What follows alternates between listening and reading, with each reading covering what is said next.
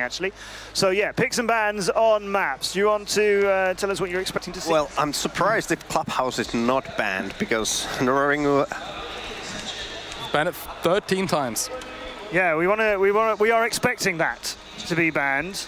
Yeah, that's the expectation that should be banned by Nora Rengo, but I would assume Oregon from Rogue. Why are Nora Rengo just never ever giving that the light of day?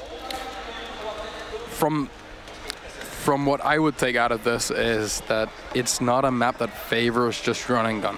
Okay. It's a very compact map, and you really need your executes to be almost damn perfect for any of this to happen, right? Okay, so Consulate is Rogue's pick.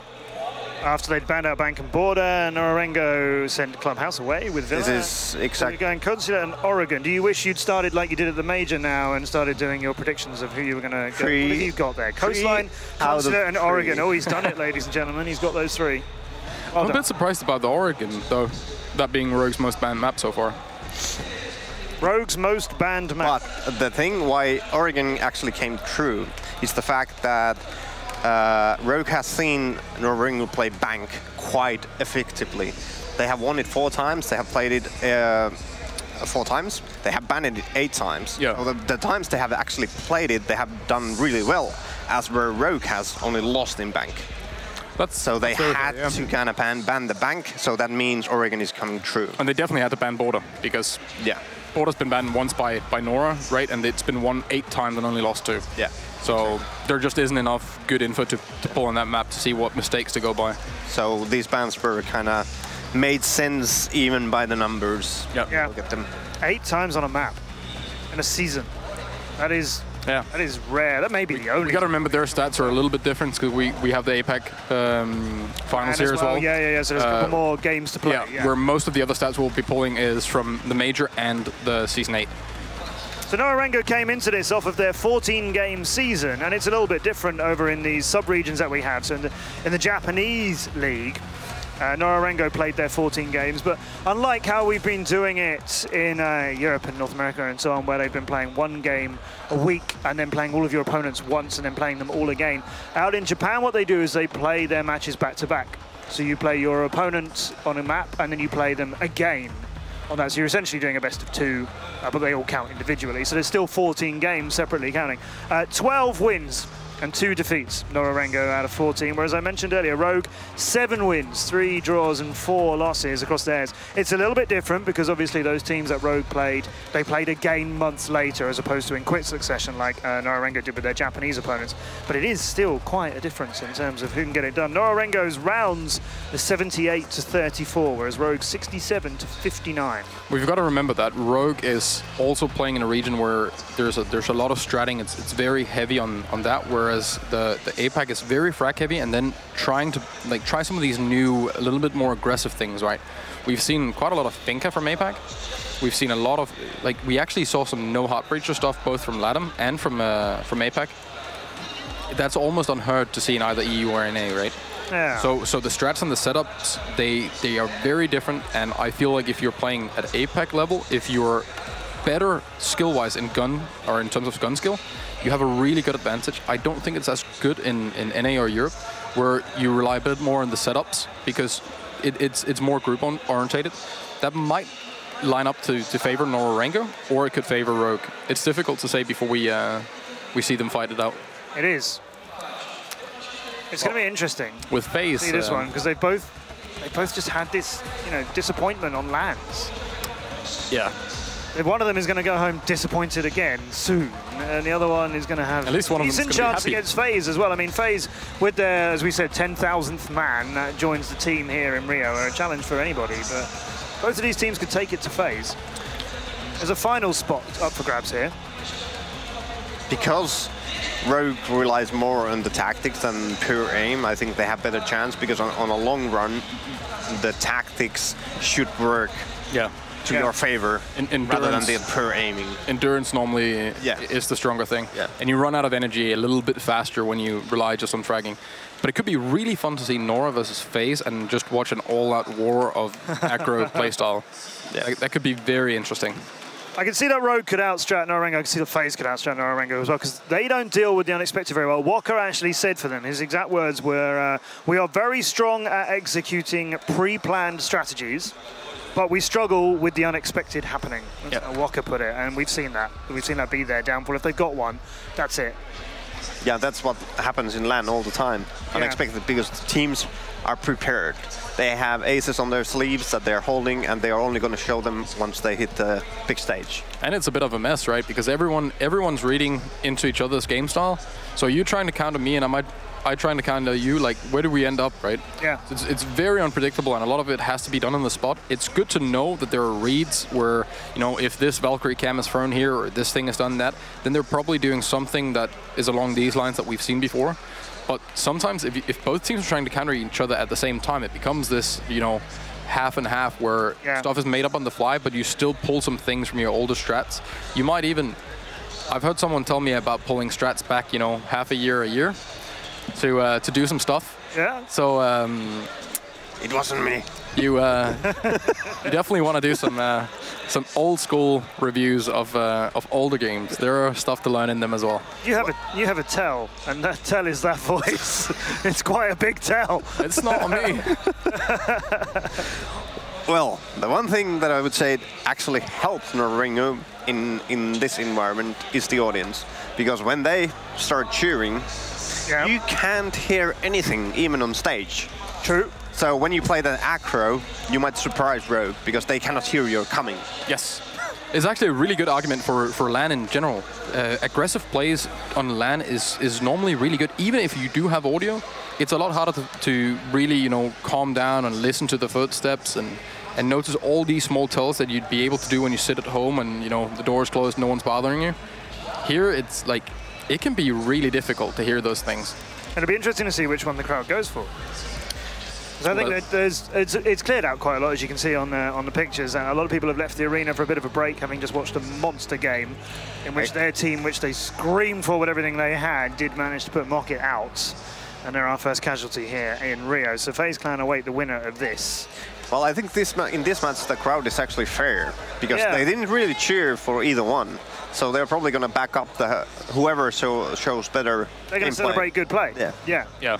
Which is nice, isn't it? That's a kind of That's a really good thing to see a crowd do. There were a few boos when Mocket were getting rounds at the start of that last game, which is... just wait for the last match. Yeah. When the Australian team turn up. We'll get there. We've got a long day ahead of us. We've got 3 more quarterfinals to go, and this one is got a couple of issues on stage, which is why we are not into it yet. We're not holding up the game. We are anticipating it as much as you are. Let's talk about Rogue. Let's talk about the fact that Geo, who was a big difference maker for them, is now a big difference maker for Evil Geniuses, and instead, so he's in the next quarterfinal, not this one. So, Rogue, how damaging is it that they lost Geometrics? I don't think it is as damaging as they thought it was going to be. Every time we talked to them, they were saying how it was really important that they had Geo. He brought everyone together. It really helped them. But they seem to be happy. They seem focused and like they're putting in the same amount of work, and it doesn't seem to bother them too much. And they still end up here. Sure, I mean, Geo might have had a big impact on them, but if they've just learned what it was he was trying to teach them from back then I don't see a reason they shouldn't be able to continue. They didn't lose a coach. Ranger, yeah. So that helps, right?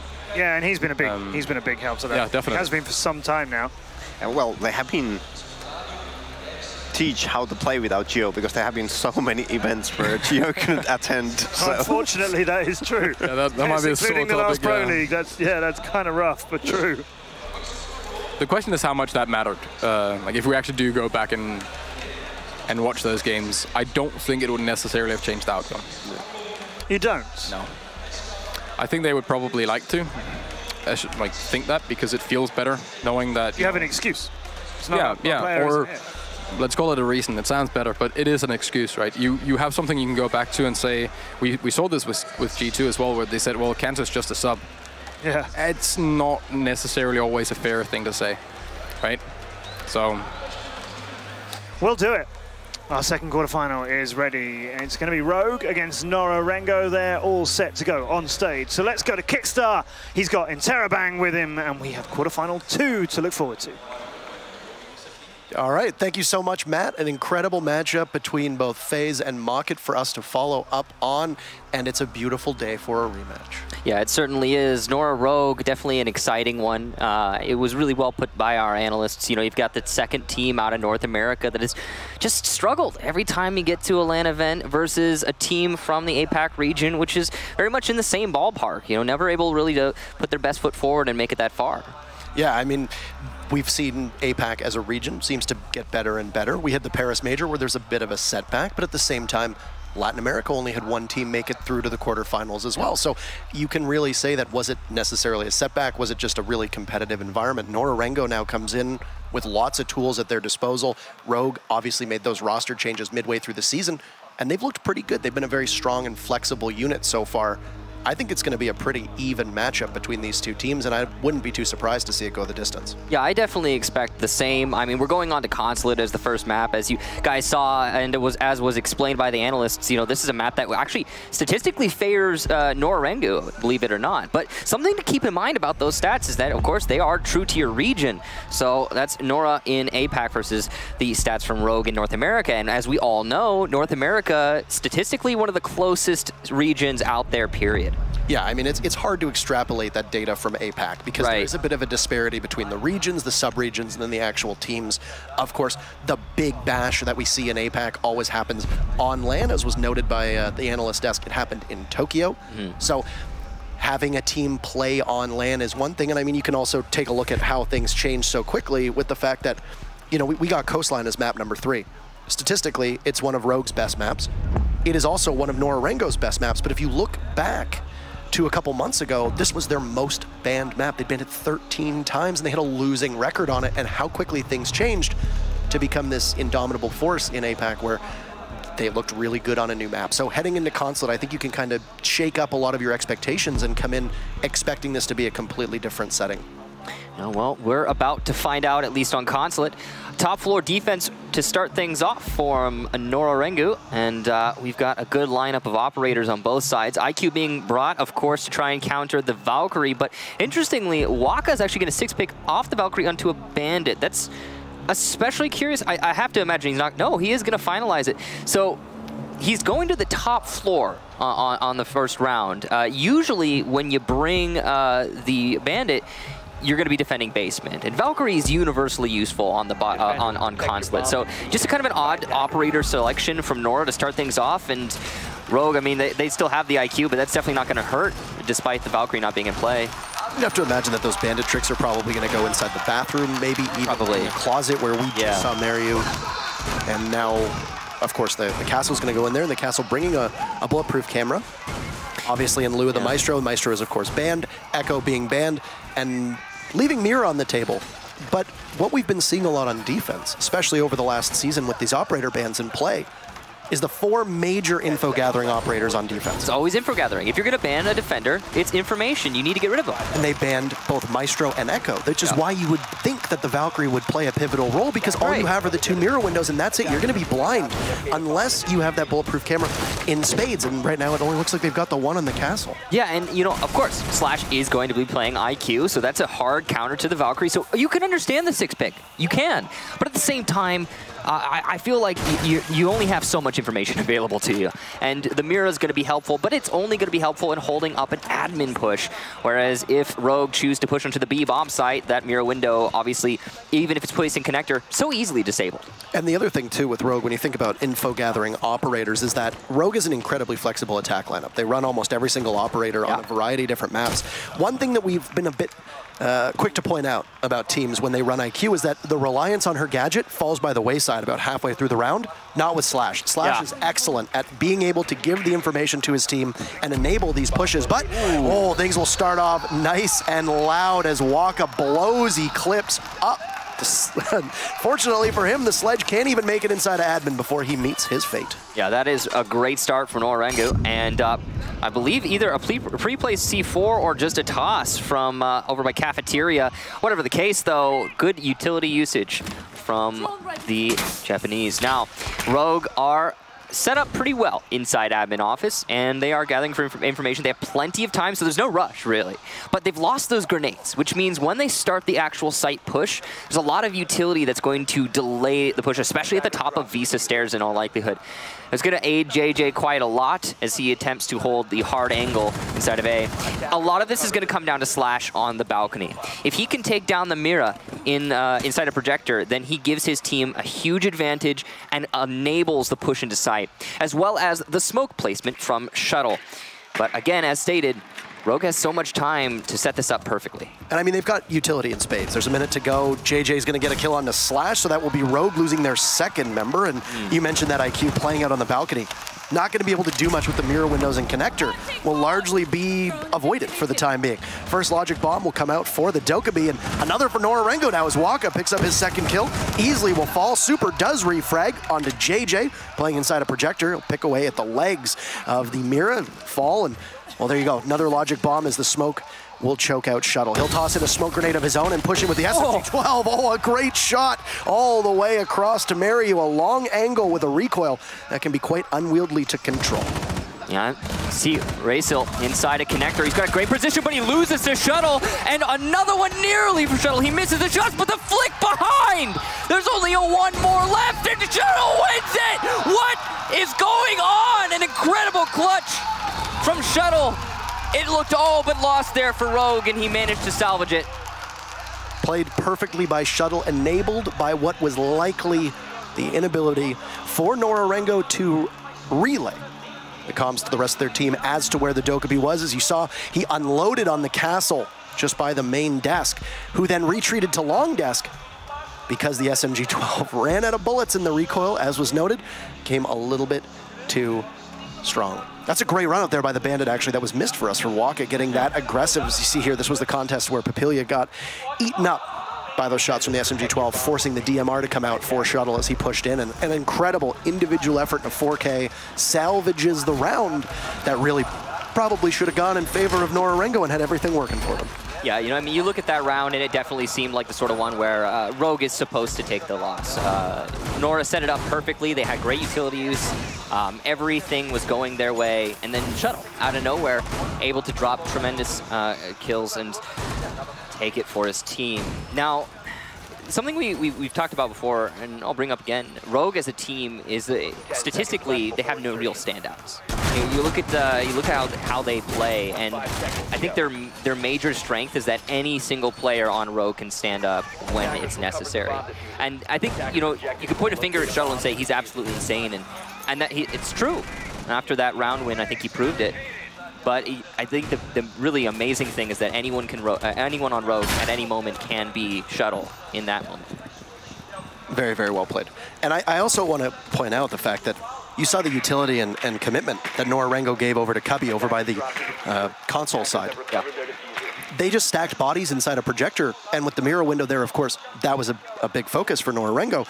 But Rogue wisely avoided that entire side of the map, and it basically made that bulletproof camera, the reinforcements, the ADS, it all went to waste. Now, of course, you can argue that Nora Rengo put that down, maybe in hopes of corralling Rogue through admin, but you expect a team to take admin. That is the vast majority of times you see a take on Consulate, you're going to see an admin take. And whoa, things start off early with Mario just roaming endlessly. Eclipse will be the opening casualty for Rogue for the second round in a row. It's not a good start for Eclipse so far. It's, Rogue have chosen to attack this from a different angle. They're actually going to be pushing yellow stairs. Although, as you can see, the setup from Nora is perfectly devised to stop the yellow stairs push. You got a mirror window facing into the bathroom. Bathroom wall is open, but not so that you can rotate through it. The castle barricade would have helped, but it's been destroyed. And Shuttle will get another frag onto Papilla. That's 5 for him so far in this match, and he's been really performing well. Mirror window disabled means Slash can play inside of bathroom, and he's just looking for an angle into A. Unable to find it just yet. He's going to be concealed by the fact that he's got the bulletproof wall right next to him, too. He knows he can lie there safely and not really have to worry about getting pressured too much at all. He's got a great angle all the way down into projector. You saw a late reinforcement go up on the door inside a projector. But of course, with the castle being the one that fell for Nora Rengo, you don't have to worry about the soft destruction capabilities of getting, of getting your way into sight. I'm just a little bit worried right now by the focus that you're seeing from Nora. They've only got one player defending B, really. I mean, the rest of Nora is playing for the crossfire all the way from the A side of this map. And Rogue setting themselves up here, they could easily take out this smoke. Some damage will be done through the wall there. Waka gets a double kill, though, onto Easily and Shuttle running up from Yellow Stairs. JJ will take down Super, leaving just Slash Hug in the 1 versus 4. But he starts off well. Manages to take down Mariu and gets another one onto JJ, knows where the smoke is, pushes in and wins the fight. What is happening? It's a 1 versus 1 once more. Waka, the bandit, playing downstairs. So Slash will know he needs to watch Yellow Stairs as he rotates for the diffuser. He's finally managed to get it, but there's only 15 seconds left. Does he have time to rotate back to site? I seriously doubt it. Waka has repositioned, and he knows that the enemy is going to come from Yellow Stairs, but he misses the shots and lands the final one. Waka takes it, and Nora put themselves to 1-1. We almost see a second round there that goes down to individual efforts and not necessarily team efforts. You know, you put Shuttle in what appeared to be a very tough spot. He digs his way out of it.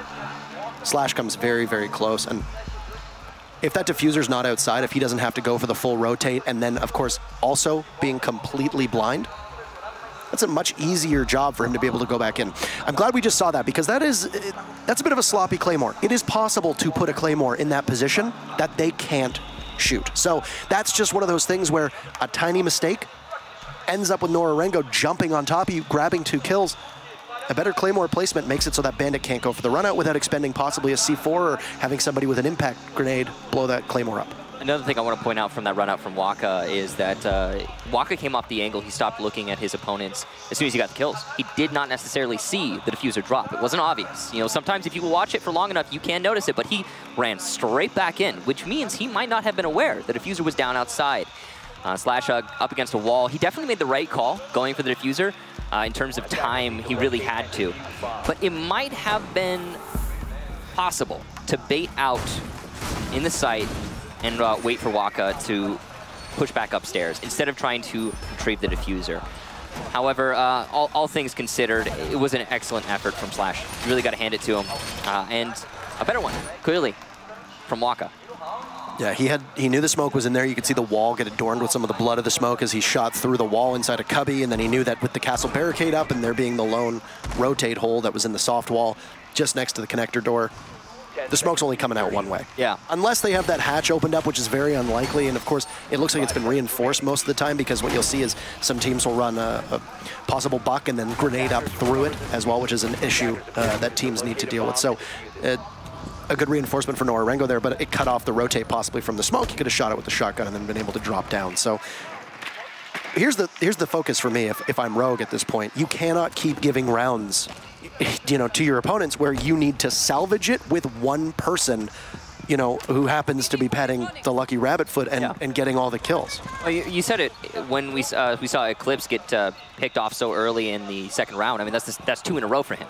You know, you really need everyone to influence the round in one way or another. You know, whether it's droning your teammate into admin office, or getting the pick in admin office on the roamer, or if it's thermiting a wall, whatever it is, you need to have some sort of contribution. And when you lose bodies filled with utility and potential to kill opponents so early, having done none of that, and it really does hurt you as a team.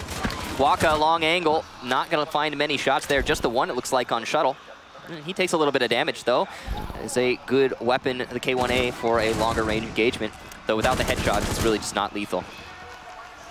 Clips inside a connector here, just looking to see if he can possibly tag up on that Vigil, but the impact grenade will go off and sound the alarm for Waka, who will drop through the hatch and now promptly rotate back up onto Yellow Stairs. Oh, he'll get the down and cannot secure it. That's a beautiful trade from Shuttle as Eclipse does fall, but Shuttle gets the refrag. Important.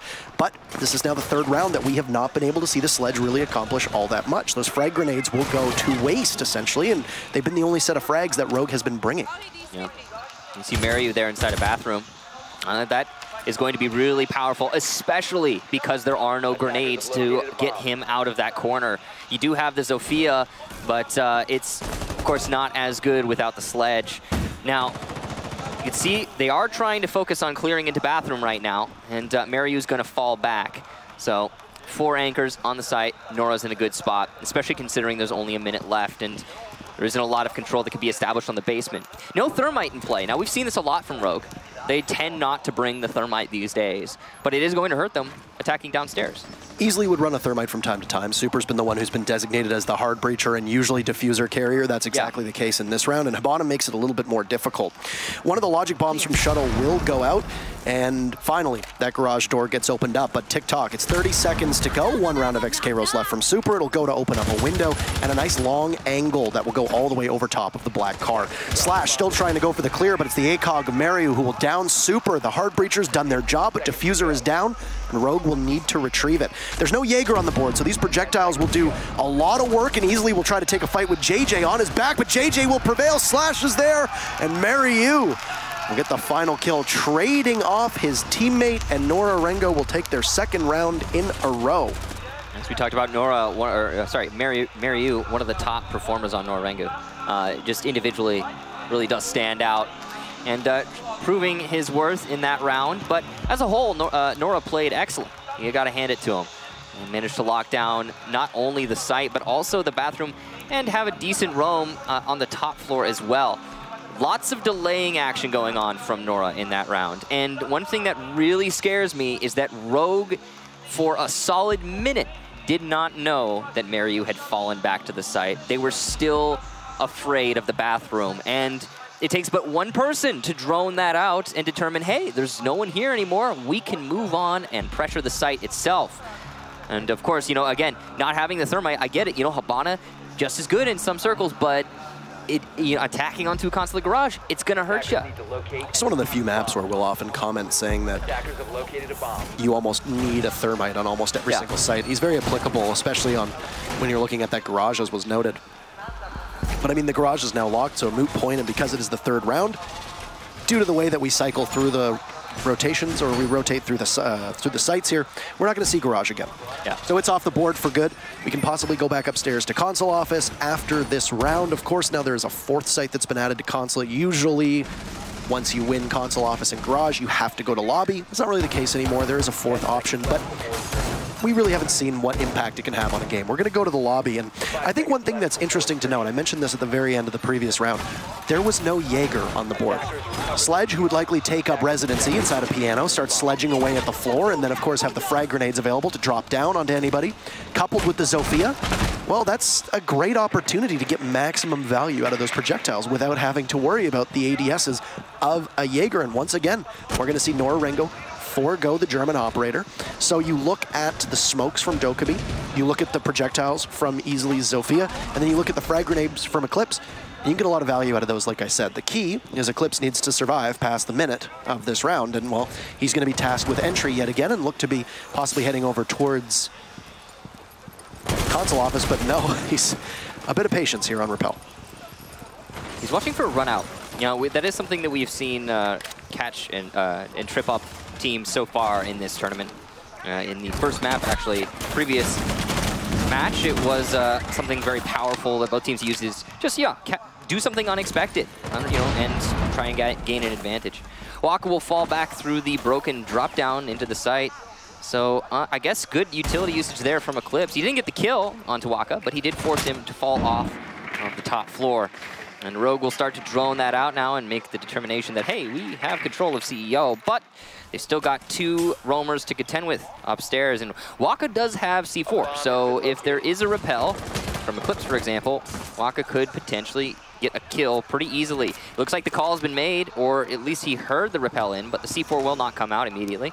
He's going to save it, be a little bit more cautious. Mark's going into the A bomb site, and shots going through the floor to try and catch Waka, but he will just fall back to a safer location where his teammates are covering from above still. That was a tough angle to hold from the SMG-12, but there you go. Eclipse, a successful entry and round of applause as Papilia will fall for Nora Rengo. You take the Legion off the board, and the Sledge, who is now holding the diffuser, not Super, has been able to work inside of console office. Now with that sledgehammer, he can bust open the floor as much as he wants and create major headaches for the defenders playing downstairs. Racel will try to get back to site as best he can. Waka finds easily with a C4 and will now rotate towards the lobby. Downstairs, Racel's trying to get back up through these spiral stairs. Waka will find yet another kill. He's just getting warmed up, playing inside a lobby, watching the drop hatch to see what happens. Shuttle and engagement with the pulse of Mariu will come out ahead. It's perfect time to reload and inadvertently shoots the cell phone at the same time. Super tussling with Waka inside of that main lobby. Super will walk away. Just a tiny bit of damage. Waka taking a little bit more, waiting for the head to pop up so that Type 89 can promptly remove it. But there's no bite from Nora Rengo yet. Perfect time for a logic bomb though, and Waka jumps up. Super's reflexes can't land, and he'll have to head back. But Waka does get picked off by Shuttle as a drop from Rogue is going to come towards the main lobby. Racel racing towards the back of the site. He's going to get one with that SMG 12 or SMG 11, but there's Eclipse to grab another. JJ, no, you blow yourself up! And the round falls by the wayside, setting off that logic bomb, and just unfortunate. Rogue gifted that round. I think unfortunate is the perfect word to use to describe that round as a whole.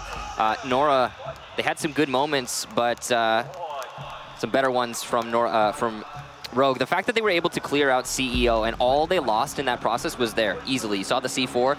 That's pretty much the entire bite from Nora on clearing the top floor.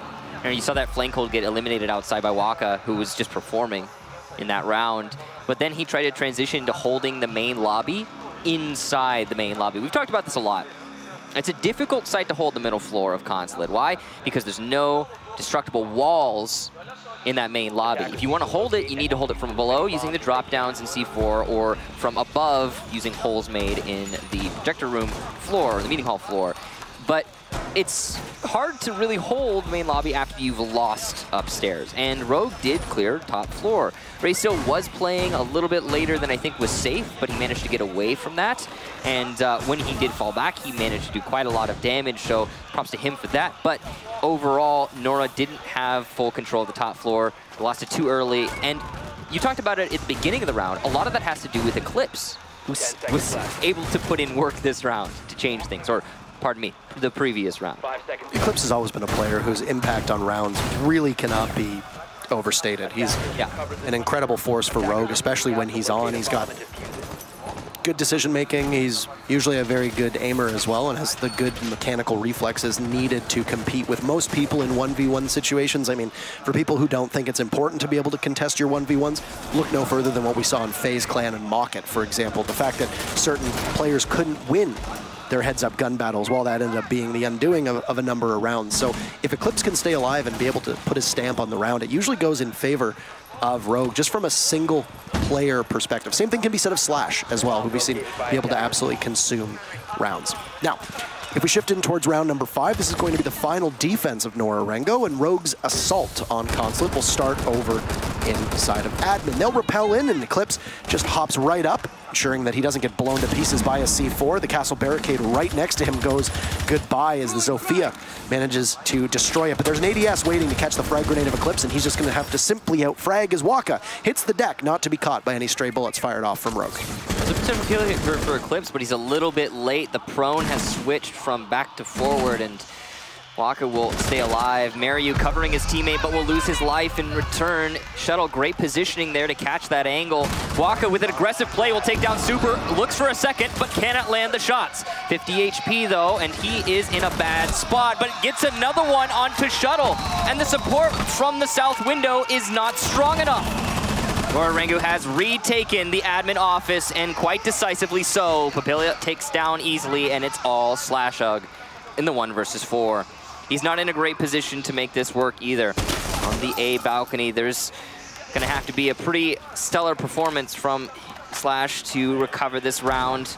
He knows most of his enemies are on the east side, but he's gonna have to make this vault, and he successfully does. That's impressive. The fact that he has made it in is surprising. He takes down Racil as well, and he actually has full site control. But the complication is he does not have the diffuser, and Nora is aware of this. That's why they're playing over by the admin office. They know they don't need to push, but they might actually start. Diffuser being down outside, and JJ will get the final kill onto Slashug. Nora take the round. I really like what we saw out of Nora Rengo there, the way that they read Rogue's push. Now, usually, most teams are not going to contend admin. Usually, for the most part, you're going to let them come into admin, and then you're going to fight from long desk, you're going to fight from projector, you might have somebody playing downstairs, you might have control over yellow, because you know at that point, it's going to be a projector push. You can take the resources that you had in terms of bodies over by the console office side, and you can reorganize them. After those 2 picks came in for Nora Rengo, what did we see was Papilia and JJ pushed up alongside Waka, and all 3 of them very aggressively confronted Rogue and were able to pick 2 of them off of Repel, which is what put that Slash in that position that he found himself in. It was an excellent read, and it's not something you usually see. Teams don't usually get that aggressive. Usually you'll get the picks and you'll wait, and you'll have to, you know, essentially bide time and hope that the attackers rotate into positions where you can greet them. Not in this case. Nora Rengo got very aggressive, and it paid off quite well. And then, of course, having the diffuser down on the other side of the window, Slash just had nowhere to go, but just simply try to outfrag everyone else. Well, we have finally switched halves, so Rogue will be going on to defense. They're starting things off with a basement hold. Now, here's the major difference to me. Nora has decided to bring Thermite. And I know, maybe we're harping on it a little bit too hard here, but it really did hurt Rogue when they were attacking the bottom floor and didn't have a Thermite. Now, that's not going to be the case for Nora. They will have likely a better go of it. We've also brought a Capitao to very surgically place those smokes. That's the great thing about the bolts, is not only do they avoid the Jaeger ADS, which isn't in play right now. Rogue has chosen not to bring that. But on top of that, you can place those smokes anywhere. And since they detonate on impact, you can put a Capitao bolt smoke in a really strategic location in many cases where you wouldn't be able to land a smoke grenade. It's one of the more popular maps for Capitao as well. There's a lot of teams, especially in Rogue's home region of North America, that runs the Brazilian operator. You see a lot of value that you can get out of those asphyxiating bolts, especially on garage and on the second floor up at the console office, whether you're clearing or you need to commit and initiate your push onto the console site upstairs or the console office. So I know that we see Rogue run a Capitao, but they've been running it on Coastline a number of times. So if you look, if we do head to the 3rd map, I'd expect them to trot them out. But there was the flexibility that Rogue has was almost absent from those 5 rounds. They played a very similar operator lineup. Yeah, they did change a couple of the ways that they attack the site, going from console office windows once to over towards admin. But I'm interested to see what Nora Rengo is capable of doing this. It's not like they have to worry about any ADSs because there's none from Rogue's side of things. That is clever right there from Rogue. As you can see, a mute jammer underneath nearby yellow pillar, and because of that, many of the Excaros will not be detonated. And in fact, it looks like there was at least 2 Excaros used on that drop down, which is a huge waste for Nora. Unfortunate. You see, Waka is trying to do his best to fix the situation, but it's going to be hard to find the angle there onto the jammer. I believe he can, actually, from right where he's standing, but he's not looking at the right angle, so Nora will just, I suppose, not have that drop down available to them, and that's going to hurt them significantly when they go for the actual site push. I mean, it is beneficial that Nora Rengo doubled up on the hard breachers here, though, right? And yeah. Now Eclipse, who's managed to come up towards the main lobby, he's at the circular desk. He gets caught on a drone from the Zofia of Papilia, and Papilia, of course, is on drone himself, waiting to see what the mute is going to do, and there we go. Off he falls, but it's a crossfire. Excellent play. Papilia will be credited with the kill. Super's there, felled by Waka as well, and it's a volley for Nora Rengo as they put 3 together on the board. Shuttle task with coming up top, but no, Waka gets him down, and it's all Slash. Diffuser down successfully. The very first time that we've seen a successful plant so far. Trying to keep control of that SMG-11 recoil at long range will be no bueno. Outpulls the shotgun, but there's just too many angles for Slash to look at, and Waka surgically a nice 3K to finish the round. Nora Rengo, excellent job. They're up 4-2. Yep, Nora managing to isolate the appropriate part of the site, or appropriate portion, I should say, as they just open up the garage and get the control that is necessary right above to deny any, well, anti-plant. But unfortunately, unfortunately for Rogue, they decided to attempt a 4-man flank. I'm not really sure what they were thinking there. I'd say overinvestment in what could be a huge risk, and it did not pay off. It really did not pay off for Rogue. Too many people caught out of positions. The fact that Nora had an excellent flank hold there, Papilla, on his drone, not holding it, using his gun. choosing to gather information before he jumps into an engagement. It's really smart play from Nora overall to take that round, and a really ill-advised retake of the top 4 from Rogue. Yes, so Rogue is going to take their tactical pause here, Michael, to recuperate, I suppose, and recover, and try to really find what's going on. Now, I know that the sample size is a little bit small because these two teams haven't met all that often. But if you look back to the last time these two teams sparred against one another in Atlantic City, Shuttle was playing on the team, but was a stand-in, of course. It was, as was noted by that beautiful Siege GG pop-up. And if this is, because now it's kind of starting to get towards middle of the day on the east coast of North America. If you're not following, Siege GG has been providing all of our stats for us at this event. They've been doing a tremendous amount of work, and they deserve all the praise and credit that they get, so thank you to them. But outside of that, Shuttle was a stand-in, obviously. Bit of a different circumstance. There were no operator bans. The map pool was completely different, but Consulate was the very first map that these two teams competed on. Nora Rengo was up 4-1, and Rogue stormed back. And we've seen Rogue over every single matchup they've had this season. Every single time that they've been on the ropes, they've been able to bounce back. We saw it in the final 2 weeks of North American Pro League when they looked like their window to make it towards the playoffs was all but gone. SK Gaming and Evil Geniuses looked like they were in the driver's seat. EG claimed their spot, SK didn't, and Rogue still managed to come out with it. Surprised a lot of people, I think.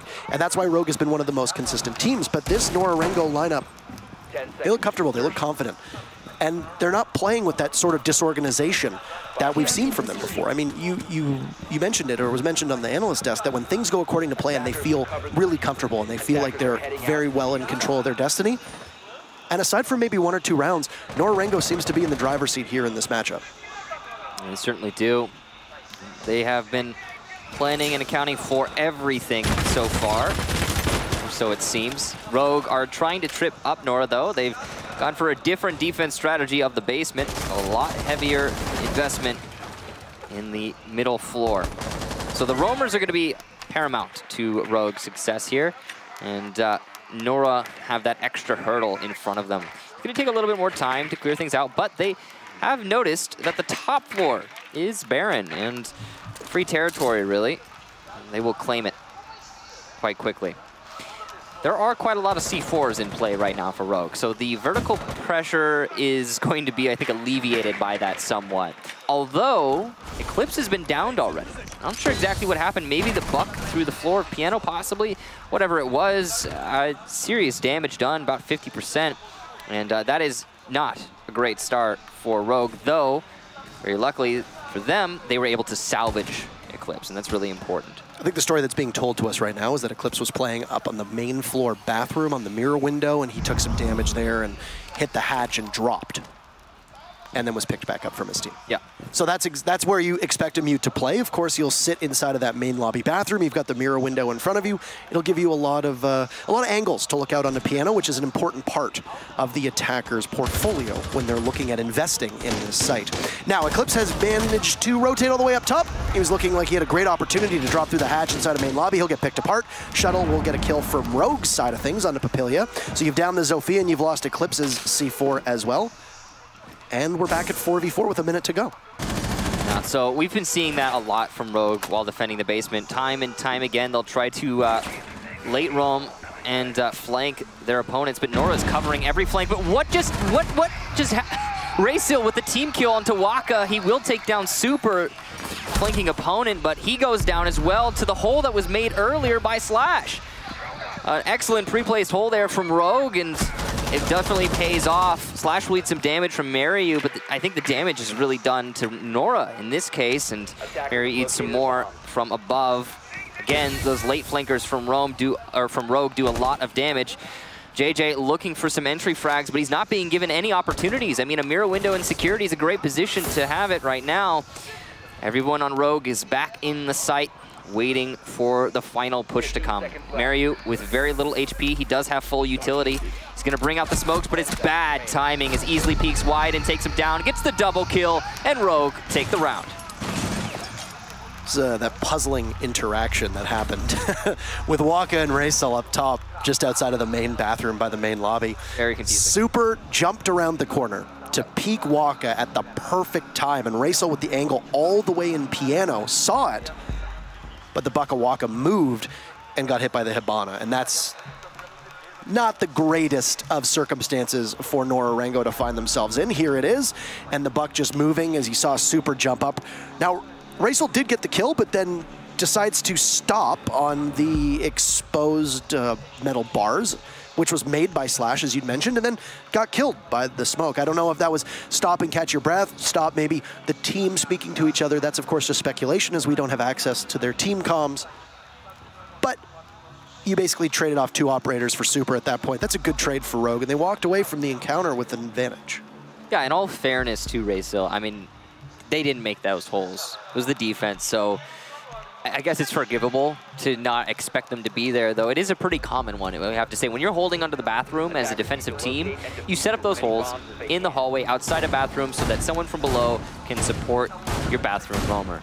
And yeah, I'm surprised it wasn't predicted, though Nora's still in the lead. One thing we have to keep in mind is that that setup overall from Nora looked pretty good. They had the flank hold all the way on the top floor, in the middle floor, everywhere. Everything was going great. Peachy, really. And then the team kill happened. And then it all just sort of spiraled out of control from there, especially considering Racel, again, kind of gave his life away for free. So it was not, it was a kind of a cascade of errors, a series of unfortunate events for Nora.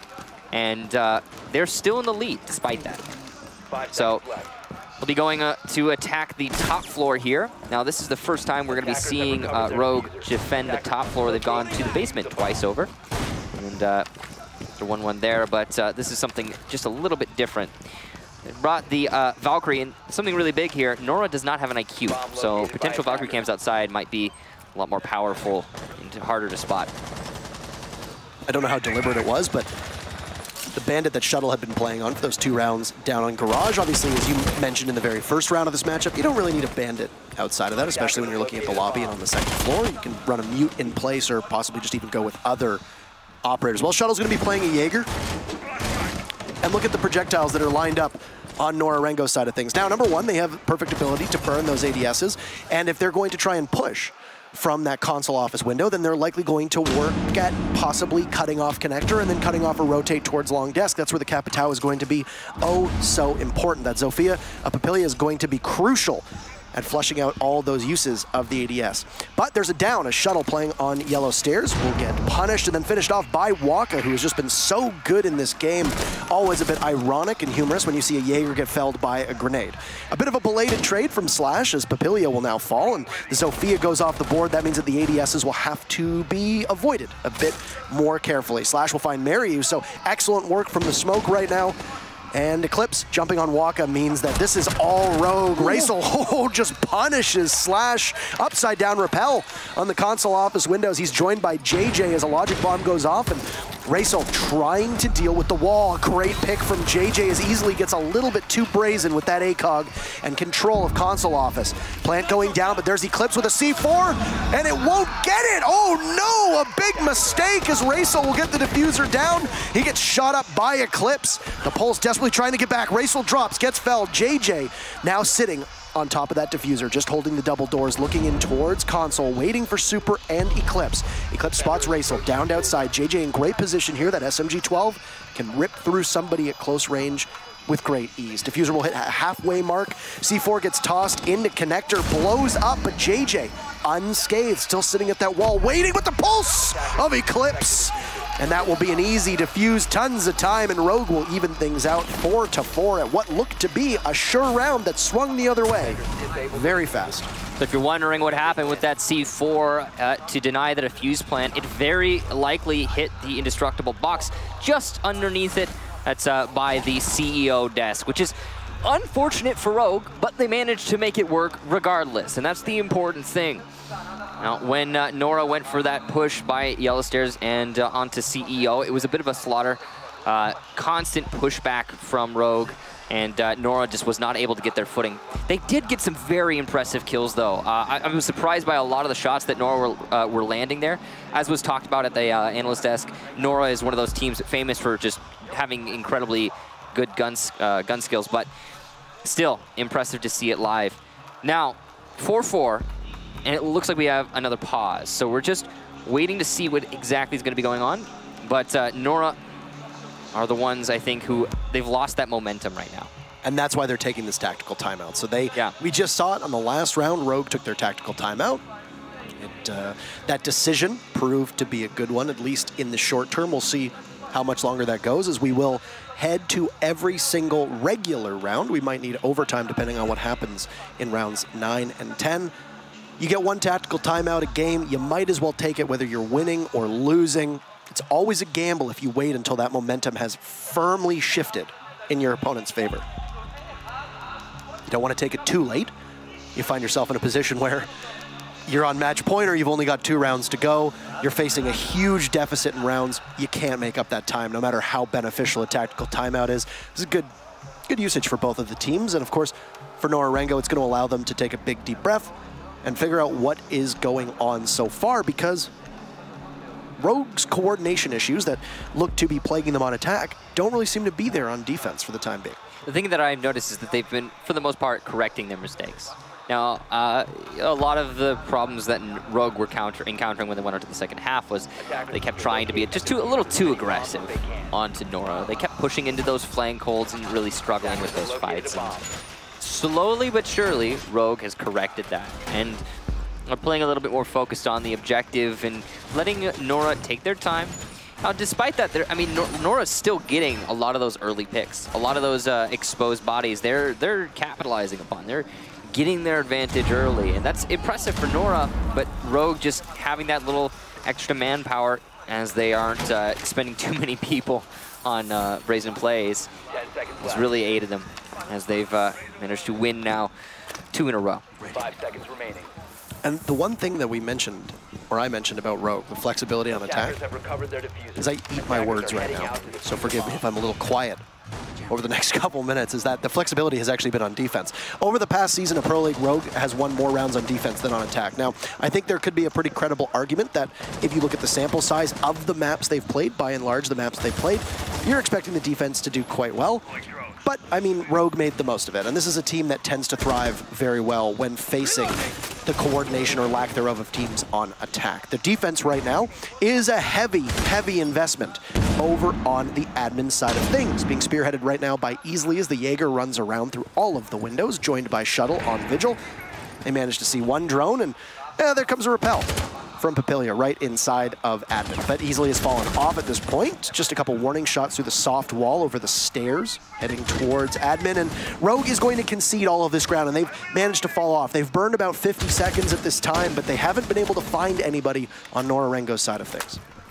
It's been a bit of a scarce exchange so far. Both teams challenging each other, but no one willing to fully commit to a fight. And so you see Nora, I guess, come out on the top in that exchange because they've got plenty of time. They've got the control that they bargained for, and while they are very exposed to a potential rush right now with 3 people droning, they are not going to be rushed. And you can see that Rogue are just looking to hold things up. Shuttle will get the first kill and a second as well, but refragged swiftly by Raysil. So you do have response here from Nora, but that's a lot just lost there.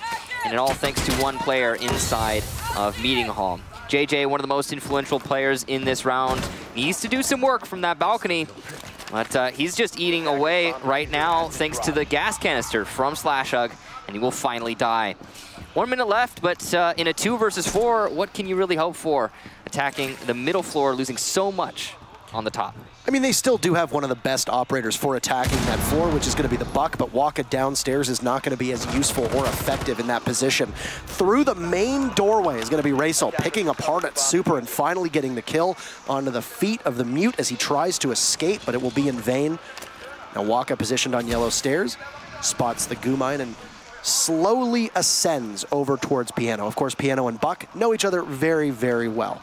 Just ever so slightly inching around the chassis of the A bomb site, waiting to see what he can do, and Raysil's going to likely have to rotate as they are very, very separated.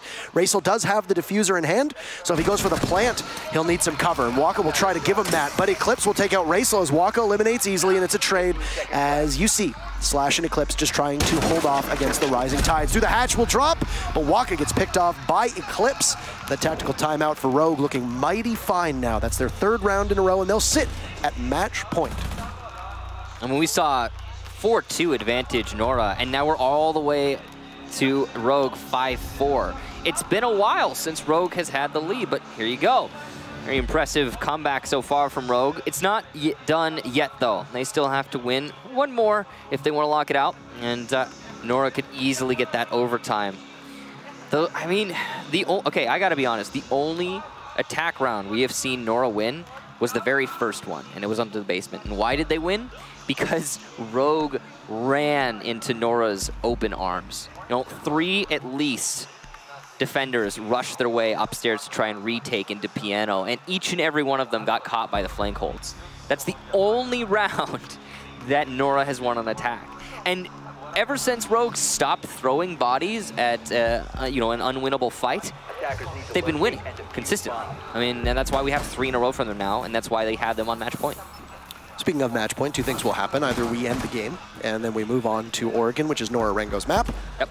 Or we go into overtime, and we get treated to, at minimum, 2 more rounds between these 2 teams. Now, if you look at Rogue, extraordinary performance from both Shuttle and Slash. Not just in terms of fragging potential, but in terms of in-game leadership. Of course, Slash has always been a steady voice for that team. You look over at the Nora Rengo side of things, and no surprise, Waka, who I think a lot of people have been putting him up towards the top of the list of best possible well-rounded players in all of Rainbow Six. I think we're getting to a point now where that's a very credible position to hold. The rest of his team is going to need to find their footing. Mario, who we know for the unbridled aggression and the ability to come in as Ashe and possibly take up lots of space and get kills, has gone quiet. Same with JJ, whose ability on defense as an anchor, but still able to rack up kills. Well, look at attack right now. He's going to be playing that ultimate support role that Super does on Rogue side of things. So with Nora Rengo, you've got your star doing really, really well, but there needs to be more than just a singular focus, because as we saw from the first 2 rounds of this game, in which both Shuttle and Slash were put in positions where they had to be the superstar, it doesn't always work out. This is the final round for Nora Rengo to be able to right this ship, and well, would you look at that? Papilia already inside and assessing control and taking it of that second floor, but they're going to have to attack the garage. They have both the hard breachers, so there are tools at their disposal to get this done. So the last time we saw this, Rogue managed to take it, but just before, Nora got a successful attack. The difference, again, in play there, the reason Rogue were able to win the second time round is that they did not rush upstairs after it was lost. So if Rogue are able to just engage, or yeah, I guess, be a little bit patient this round, we're probably going to see similar result. Waka doing some damage there to Eclipse, who tries to peek onto the window, and it's not going to happen. Buck does not eat any bullets in exchange, and that's a lot of pressure being applied, and will actually force Eclipse all the way downstairs. So really good job to Waka. He didn't even need to get into the building to force Eclipse down. And that was good coordination between both the Zofia and the Buck. You saw Waka was ready for Papilia to hit that wall, and Eclipse had been down from that position last time. He'll get away with a tiny bit of HP, and they'll need a reset, basically put him at the exact same position he was at before. So great job there to Nora, managing to wrangle control away from Rogue on the metal floor. Eclipse doing Eclipse things, again, trying to push up Spiral. This could be dangerous. We've seen it and Shuttle as well on the top floor. So this all comes down to, will Nora have the flank hold, as they have had every single time they've attacked the bottom floor? And will Rogue be able to fight past that flank hold by extension? So, of course, that'll come down to the moment of truth. It's still a 5 versus 5 in the final minute. Nora in a great position, but Rogue also. You see the Mute wander right into the crosshairs of Racel. He'll start things off with Eclipse falling. Wasn't much HP to deal with, and Shuttle will now need to hurry back to site as Super gets called in as well. Initiating the execute, JJ starts to plant. Shuttle catches 1, and there you go, Shuttle with 2, easily climbs in. Racel doing all the work he needs to, but where is the defuse going down? We'll see a drop, and there's Slash hipfire kills. JJ very exposed with the match on the line, falls off a successful plant. But it's a 1v2 that favors Rogue for the time being. Smoke will choke out JJ as he looks to come back, but Super, an explosive end to this matchup, and Rogue will come away with Consulate. 6-4, and we move on to Oregon. Nora Rengo's map. We'll see what they can muster. Impressive job there to Rogue. Really couldn't do anything right there at the end for JJ. I mean, gas canister one way and explosive the other, and there is no recovering that. A nice try for Nora, and it definitely looked like it could have been overtime at the end, especially considering the way that Rogue were playing on that retake of the top floor. Something that, again, very predictable, very much repeated by Rogue, is that they kept trying to retake upstairs. And almost every single time it didn't work out for them. Yeah, the only time it really did was actually when Ray still got the team kill to his teammate. So I think a change of pace for Rogue might be what they need in order to see more success moving forward on Consulate, but that's for another match, another time. Now we have Oregon as our map number 2 coming up. Now, Oregon is going to play out very differently from Consulate in the way that we're likely going to see these teams work with it. Number one, almost unthinkable that we go through the ban phase without a Mira being taken off the board. Now, Consulate does happen to be a map where Mira sees a bit less or lower ban rate than on other maps, because teams don't always run a Mira in every single strategy, but you got to expect she's going to be banned. Also, those information gatherers that we were talking about with some moderate plant denial, if you're an Echo or a Maestro, one of those will likely go as well, but Oregon is not going to be as loose as I would imagine Consulate. It's a bit more structured in the way that we're going to see teams defending, especially that middle floor when you look at Meeting Hall, whether you have the bomb site inside a kitchen, whether you have the bomb site in tower, or of course, probably the most common bomb site downstairs. We've even seen some teams, especially in that FaZe Mach-It matchup, throw a lot of bodies on that second floor, as Latin America teams do when defending downstairs. It's a very common thing, indeed, having some roamers on the second floor, and I think, as you stated, much more common in Latin America, but we've seen many teams bring it out as a sort of a pocket strategy, something to, you know, catch your opponent off guard, especially in high pressure situations and matches like this. So we'll see if one of these teams is going to be doing something a little bit similar to the meta, but I think Oregon as a whole, you're right, it's a lot more structured, and that's something that we are going to look forward to expecting. Another thing is, okay, so we talked about how Rogue trying to retake with a late flank on Consulate didn't work out. Even harder to do on Oregon, because those roam, or you know, those late flanks are so easy to lock down. I mean, okay, you want to come up to the top floor from the basement, you're going to go up tower stairs. There could be an attacker just sitting on tower stairs, unwinnable fight. There could be an attacker inside of kitchen, a very difficult to win fight. I mean, you know, there's so many ways to lock that down, and that's why we so often see a west side clear before you actually start your main lobby take when attacking the basement on Oregon. And it's very much the same thing on top floor. There's a lot more flexibility, I would say, for the defenders, the roamers specifically, on top floor hold, but it's still a difficult thing to pull off any kind of flank. Because let's say you're in Meeting Hall or Tower and the attack is coming in to Mastery. Either A, you have a C4 and you can deny defuse plant from below, or you can get a kill on an entry, or B, you have to push up the main lobby stairs. And that's not an easy thing to do, because how easy is it to hold the main lobby stairs in an attacking team? Very. I mean, you could just have a drone on there. You don't even have to have a live person staring at it. One drone, one call, that's all it takes. So those late flanks, not really going to be an option for either team, and we'll see how it actually plays out because of that. I think you could go so far as to say, and I don't know how likely you'd be to agree with this, is that the team which has control of the dorms in the final 20 seconds likely wins the round. Almost always. If it's the attackers and they have the diffuser down, defenders are not going to successfully retake it. If it's the defenders and the attackers need to feed themselves into that meat grinder upstairs, they're not going to fare very well either. Yeah, I mean, in general, on the top floor, it does work very much like that. You've got those power positions, as we always like to talk about, top of white and dorms. And that's that. I mean, if you have them, then you're probably going to be winning in the last 20, 30. If you don't, then it's going to be difficult, even if you're at a man disadvantage. When it comes to the bottom floor, it almost always comes down to the plant and the plant denial in the main lobby. That's pretty much the entire ball game downstairs. And you've got those stark contrasts in terms of how the sites are played between the bottom floor and the top floor, but I think that's really what makes Oregon an iconic map. Not necessarily one that everybody likes, but definitely stands apart from the pack. The other thing, too, about Oregon is you've got those two roll of the dice in the tower bomb site and the kitchen, and that not only do we see regional preferences there. Latin America a lot of times will favor the tower side, whereas we used to see North American and EU teams would often favor the kitchen side. Potentially now, as there's been a bit of a shakeup, North America tends to play tower quite a bit as well, and there doesn't really seem to be a true definition as to which side regions prefer. But then the ways that you defend them. Do you stick an ACOG up on the top of tower? Do you possibly position a Jaeger or an Ella or a Mute up there? There's a lot of versatility. You can play a shotgun up at that angle as well. Do you fight for a retake? FaZe versus Mach-It, the first matchup of the day. look at how many times FaZe tried to equip themselves with a retake, often keeping Cameraman and Yuna on an island in the basement, and then just go for full-blown retakes. Now, as we noted, it's not going to work on kids' dorms, but you can possibly retake on tower. You can possibly retake on that bottom floor quite easily. See the bands come out here.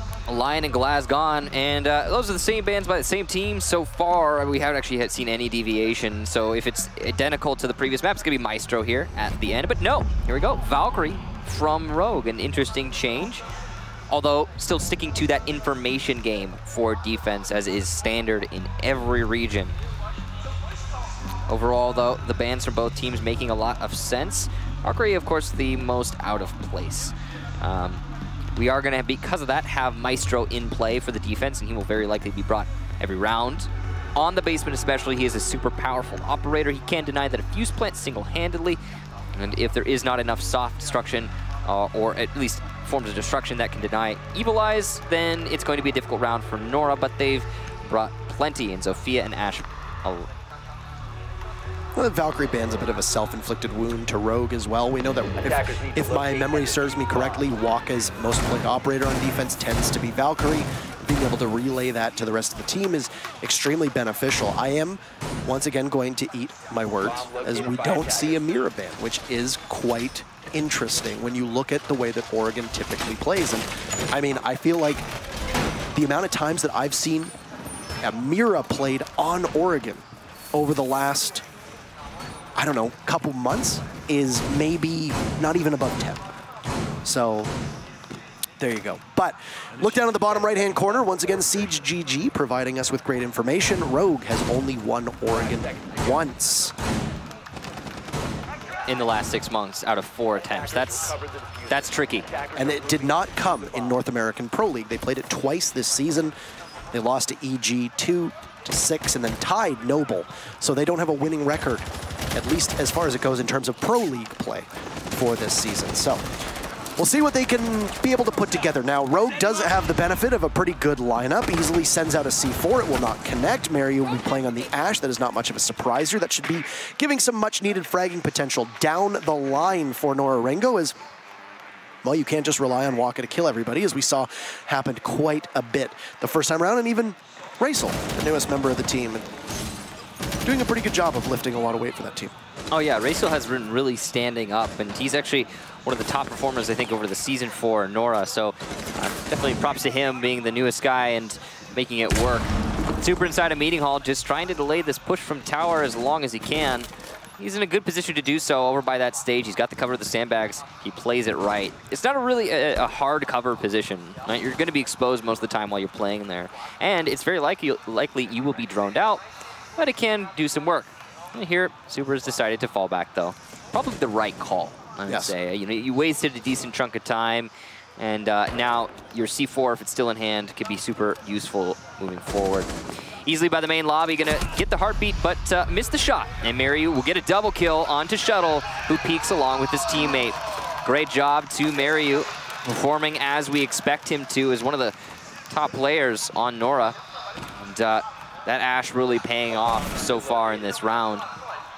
And now, stuck in a corner, Rogue, 3 versus 5 because of that blunder.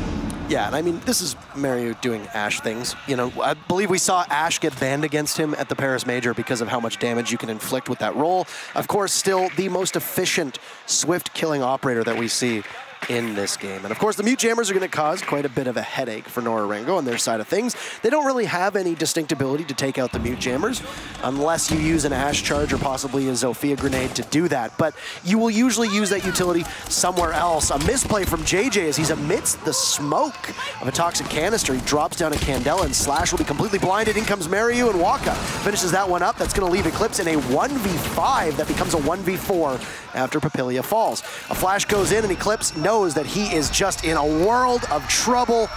Racel will end his suffering, and Nora Rengo will take the first round on Oregon. All it took was 15 seconds, and he catches him in the midst of a C4 toss that could have possibly done some damage, but alas. Okay, I'm going to come back to it, and I feel like this is the same thing I was talking about on the previous map. On Consulate, Rogue, their roamers are not working out Every single time Rogue has players off-site, it seems like they're dying. And the only time we've really seen Rogue roamers do anything is when they're able to make it back to site, but still delay for a little bit of time. Or go for a late flank, but not engage anyone at any point. I mean, we saw the Bandit in the final round of the previous match. Not get into any fights immediately, but distract his opponents at the very least. So when Rogue is roaming and they get into a fight, very often they're losing it to Nora. And that's really bad for them. That's what we really don't want to see. And the solution is, well, of course, you could say winning your fights, but more, I would say, just, hey, tone back the roamers a little bit. Yeah. If you had lost one person in the main lobby, say it's easily the Pulse who's getting way too aggressive. Let's say it's just him, though. And the Jaeger does not die. He's in sight. He's playing smart. Then you're in a great position. You could still win the round. But 2 people for the price of 1, I don't know. It's a bit confusing because Easily pulled out that cardiac sensor. He saw where the Ash was inside a garage, made the call, peeked, died, and then the second member of Rogue peeked as well and died. Yeah.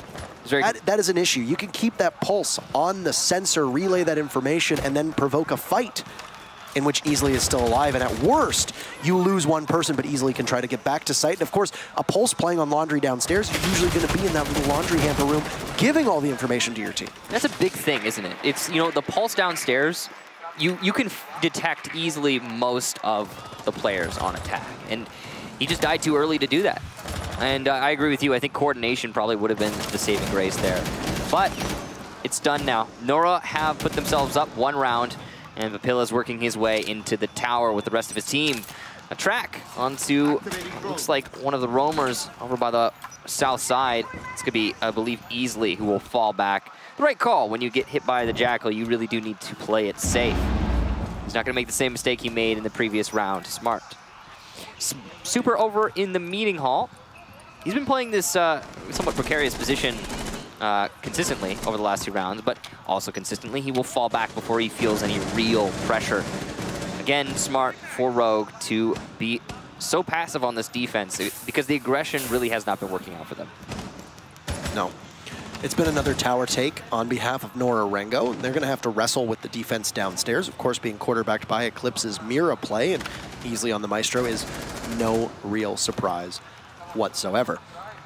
Just over top of Harry Potter, Waka will just sit and wait. Breaching charges on a Zofia, pretty commonplace this day and age, especially if you have the amount of claymores that you need. He's going to lay into Shuttle, deal quite an extensive bit of damage, but that's really going to be all she wrote. Now Eclipse downstairs, or rather it was Eclipse that he lay into, is now Shuttle going for the roam upstairs. It was the Mira taking damage. The Vector at that range, not ideal to try and contest with an ACOG, especially on Zofia. Look at the aggression here again from Rogue.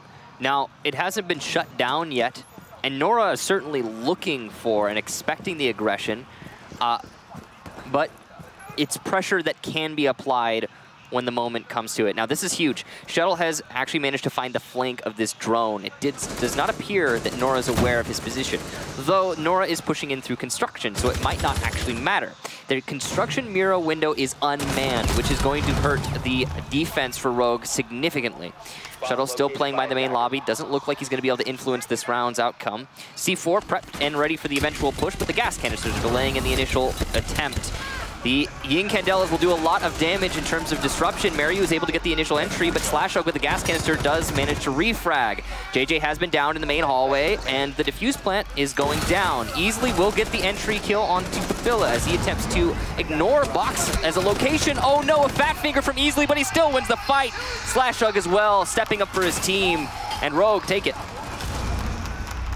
He's got Slash there with him as well, able to do the work needed. But I mean, that Maestro, of course, I spy with my little eye, adorned with what appears to be a Pro League set. You saw the skin that the Maestro was wearing? Ah, I didn't, I missed it. Those gold and white colors of the Pro League set being on the Maestro. But besides that, of course, a bit of a panic from Easily as he looked like the Ash was going to possibly waltz her way in through the destroyed wall next to the mirror window. But no, she just decides to go through the main door and slashes there. Whether it's the SMG-11 or the shotgun, that's an easy cleanup for Rogue. And of course, speaking of easily, he had the LMG in his hand from the Maestro. That was just more than enough bullets and ample opportunity to take out the Ash. No, one thing I really do want to point out here is that, in a way, Nora helped out Rogue in that round. Using the Jackal to force Easily to fall back to the site, fantastic. The fact that he had to stay down in the site until the fight actually started. He did so much in the middle of that fight. If he wasn't there to do that work, we might have seen a different result. And it's all thanks to Jackal tracking him and forcing him off of the roam by the main lobby. If Easily had been isolated in the main lobby and unable to do anything, I imagine we would have seen a different result there. And yeah, I think that's kind of leaning into the argument that we're trying to make for this entire match so far is when Rogue has the players on the site, when their defense is, you know, loaded to the brim with the potential to hold the actual push, they're often successful. But when they extend themselves too far field, you know, either they're losing players or those players aren't influencing much, and it can hurt their holds quite a lot. It's not unusual. No, it's not unusual to see, you know, only 2 defenders playing downstairs. Rogue has actually been a bit more conservative. They had Super playing down there for quite a while when he was on the mute. Yeah. It's going to be a different story as we now transition to live action here in round number 3. It's going to be Rogue on defense upstairs on dorms. Now, as we've noted so many times, the key parts of dorms is holding control. The team that tends to have control of the site in the final 20 to 30 seconds, well, they're going to be in a very good position to ride out the storm and walk away with a victory.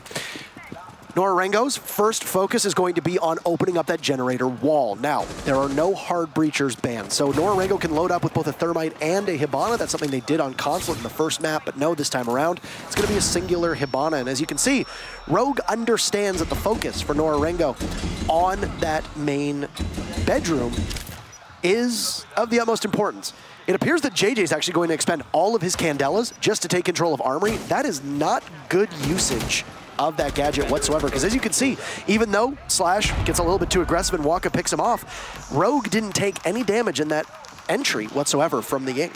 And you can see that Eclipse is trying to run Nora on a wild goose chase over by Tower. Slash being felled, though, is going to hurt quite a lot for Rogue's defense. Now they don't have 4 on the site. But you're right, the Ying Candela is not being in play. That's going to slow down the push significantly when it actually comes to it. Evil Eyes are still in play, Shuttle's still alive, able to use them at the top of White, and he's not being pressured from below, so this should be an easy hold for him. Pilla's trying to push his way into Generator. Waka, though, underneath. He's going to actually walk by the White stairs. But Pilla, an excellent shot onto Shuttle. That is a very impactful frag, getting control of that power position that we always talk about. On the windows, you can see Easley's trying to fight. Eclipse coming up from behind, and he will lose the fight to Waka. But Pilla, though, gets the entry on too easily, and it's all up to Super downstairs, and he is finally finished off. It was immediately that Papilla gets that kill onto White stairs as he gets towards the side of the mirror window. He throws the smoke grenade and it immediately gets snagged by an ADS. Just some highs and some lows right afterwards, and that could have been a possible hindrance for Nora Rengo, but in good old fighting fashion, they just punched their way through and they pick up their second round here on what was a really great team effort. And they managed to do so with a very little utility at their disposal. It was just purely fight after fight being won with good gun skill. And there was, shown on our screen at least, a perspective of Rogue. They missed quite a bit of shots that they really probably should have landed. You know, they say that you miss 100% of the shots that you don't take. I believe that's Wayne Gretzky and or Michael Scott, depending on what type of television series you watch. Well, you miss about 100% of the shots you do take as well in that case for Rogue, as Shuttle on the retreat back to site over by White Stairs was what really capped everything off. And then Papilia, of course, up top as the Jackal play, and then it just really fell apart at the seams. So Rogue is going to be gifted an opportunity to go back up to dorms. That's exactly what they're going to do. They're going to manage to unlock Laundry for the next round no matter what happens here. So it's very unlikely that we're going to see, at least from Rogue's side of things, a tower or kitchen defense. And then, of course, when you go downstairs for Rogue to Laundry on this 5th round, of course, they decide to throw a wrench in the plans, or at least in my speculation. we're likely going to see Rogue try to possibly keep bodies a little bit closer to site. I like that you pointed out that when Rogue plays really loose and too disconnected with the site, it doesn't bode very well for them because Nora Rengo has been doing an exemplary job of finding them and picking them off, whether they're squandering utility on entry or not. Yeah, that's really been the story here. I think whenever Rogue has players off-site in flank positions, it almost never works. Almost never. And in contrast, when they have, you know, everybody anchored up, ready to go, those fights tend to go Rogue's favor. But that is something that they've been struggling with, as you touched on, just winning fights. So, Nora on attack to the top floor once more. Last time they came from Generator. This time they might choose to come from a different angle. So if they're choosing to go for a north window take, they are a little bit slow to the party. It's more likely that they're going to commit once more to that Generator master wall. Just clearing out utility here, trying to feel out the defense easily, forcing himself into those positions that we talked about. He's going to be in junk tower. If he gets droned out here, could really hurt. But on the other side, if he's able to get to the flank of one of his opponents, could give his team an advantage, and I think that's what Rogue have been gambling on quite a long time. The run out will not see success, very narrowly missing the shots. Waka will land his, though, and I think that's the story. Waka has been doing just that for the entire match. Every time he's met with something unexpected, he wins his fight, and it's not just Waka, it's the rest of his team. Mariu, for example, who has just gotten a kill on Slash Hug. Eclipse will fight back. Mariu goes down on that window, facing to the north, but Rogue still in a bad position. The counterpunch will come from Rogue. There was some coordination there from Eclipse on Easily. That's why the read happened in the push onto Waka, and a great reflexive flick from the Zofia as Waka just pivots and immediately obliterated Easily. And it's just, once again, a story. Rogue played that so well. Easily missed his shots. That's really what that altercation came down to with the Zofia. Shuttle playing this tight angle over by the deployable shield will need to make sure that he doesn't miss his shots, even though he does for just a second there. Ray all the way over towards Dorms as he's looking to try to use those X-Karos to his advantage. Shuttle will pick away at the feet, but no, there's nothing that connects whatsoever. So, Rogue, where they're gonna really battle test this. They are holding in good position. Shuttle a blind spray onto Ray, and Eclipse will fall. Waka gets another kill onto Super, and it's all up to Shuttle just to hang on. He's down JJ, and he has quite the abundance of bullets. Takes an opportunity to go onto his camera, finishes off the Ying, and he'll get blasted into oblivion, and there it is, Papilia. And they will stress test our theory crafting, and Nora Rengo very strong, 3-1 for the time being. And as the pop-up said to you, Michael, they are winning the entry battle so cleanly, and that obviously snowballs and is especially doing so here on Oregon. The thing that really pisses me off is that the entry battle isn't an entry battle. It's people off-site like what we just saw there from Easily. He's nowhere near anything that's relevant. And he ran out, he had every advantage. You said it perfectly. He played it right, and he missed his shots. And that's been the story for Rogue throughout this entire match. They have found themselves in advantageous position multiple times and just not been able to land the shot. And it's freaking me out because it is not typical Rogue. Oh, they're being outdueled right now. Yeah, I mean, that's true. A huge part of it. Nora Rengo's aimers have just been, they're gunners. They've been on point. That's absolutely true. Nora really landing their shots, and I think that's something that our analyst desk really touched on actually before the match even started. Nora are famous for having excellent aim, having the players capable of winning fights, and Nora's been playing into that. They've been in their positions that, if I get challenged here, I know I'm gonna win it. That's really been, I think, the mentality for Nora so far, and there's been some recovery fights as well, like that one we just saw from Waka onto Easily running out of junk tower. That's a recovery. That's not them being in a good position. That's just Waka winning the fight, having the aim to do that. Of course, when you're taking those 1v1 gunfights, that can completely change the tide of a round.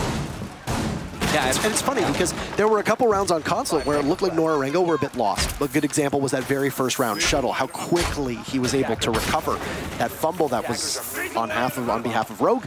Shuttle pushes in through the connector. He takes the fight towards the main desk. He then pivots over towards long desk. He cleaned up everybody, and he did so in great way. There was nobody from Nora Rengo who seemed to understand the walloping that they were about to receive. Same thing happened with Shuttle when he was playing the Vigil up top looking in towards Printer, and then pivoting in over towards the top of Visa Stairs. But it's been the other way around here on Oregon. It's Rogue who have looked a little bit lost as to where Nora Rengo's coming from. And that's why we see the deficit the way way it is. Now, there's still hope. If you're a fan of the North American juggernauts that are Rogue, well, this could still very easily be a 3-2 split. But with the way things are shaping up, Nora Rengo look like they have their full confidence. And if Rogue continues to miss their shots, it doesn't really matter how much that Rogue can muster, because if you can't get those aim battles under your belt, it's going to spell trouble for the next X amount of rounds. Yep, it's definitely worrisome for Rogue, but there's still time. Nora only 2 rounds ahead right now. That's 3-1. So it's not the end of this match at all. Shuttle inside a meeting hall looking for the fight up into Attic. He's aware of the pressure that is being applied from that wall. He is also aware that he is being fought from the main lobby. So this is not an easy situation for Shuttle. The right call here probably to fall back as he's being pressured from multiple angles, but he's going to stay true. And so will the rest of his teammates behind him. As you can see, there's players from the defense in tower, by the stage, and really trying to hold on to this meeting hall. Mario going for the long angle fight, but easily has decided to relocate and find a new angle through the sandbag's desk. Shuttle pushing up to the entrance, the anti-chamber, and he will win that fight. An excellent job to Shuttle. The aggression paying off this time. He almost loses his life as he peeks into an angle he didn't even know exists, but he will manage to fall back and easily will cover his retreat with a kill onto Papilla, who attempted to rush into tower. It's a very strong angle that you see the Maestro playing at, equipped with an ACOG. He can sit on those T2, T1 level stairs, look all the way in towards meeting hall and then out towards classroom, as it was very conveniently opened up by the Hibana of Ray. And it's now allowed Nora Rengo to take control of meeting hall, but it cost them about 2 minutes. It also cost them 2 bodies. And Rogue, managing to get back to site easily, very likely won't get a reset. Shuttle low enough that he could possibly, but time not necessarily on their side, as Nora Rengo has everything in their disposal to possibly go for a rush strat. JJ still has all 3 Candelas remaining. C4 will blow up just behind him as the Ying positioned inside a pillbox. He'll just run right into the gunfire of Eclipse. That Vector chews right through him. Super with a kill of his own as Shuttle gets down in the fray. Mario doesn't even bother to pick up that diffuser. And there we go, but shot from the hatch below. There's Mr. 1.6 himself. Super finishes it off. And Rogue managed to, at least for the time being, find some footing, which they needed to not move out of that split at a 4-1 deficit. Nora Rengo just a bit sloppier on that round that we'd seen so far through Oregon. Definitely sloppy, a good word to use to describe that. Rogues, I think, one of their few successful roams there, able to fall back at just the right moments and get aggressive at just the right moments. And big difference, of course, very simple, Rogue was winning their fights. You know, being in the right position at the right time, I think, was the reason why. But still, a 1 fight is a 1 fight, and getting the advantage onto the actual push was quite significant there. Now, moving on to the second half, Mario, we will see Nora go onto defense, and they are going to start with the basement of their first site. We have not seen any of the offsites just yet because Rogue has not been able to win 2 in a row. But that could change now that Nora gets to go to their defensive. Yeah, and it's going to be interesting to see what we have out of Nora Rengo's side of things. Immediate impression, well, their lineup looks pretty damn similar. One thing I really want to point out, and that actually worries me, is that we don't have a Thatcher on the attack, and we haven't really been having a Thatcher from either team. At all. But Mute has been played consistently on the basement. So where is the read being missed from both sides? I'm not really understanding that. Mute, of course, able to deny the drop down in the main lobby. Thatcher, the perfect counter to that, but it's not seeing play. I don't even think we saw a Thatcher at all on Consulate.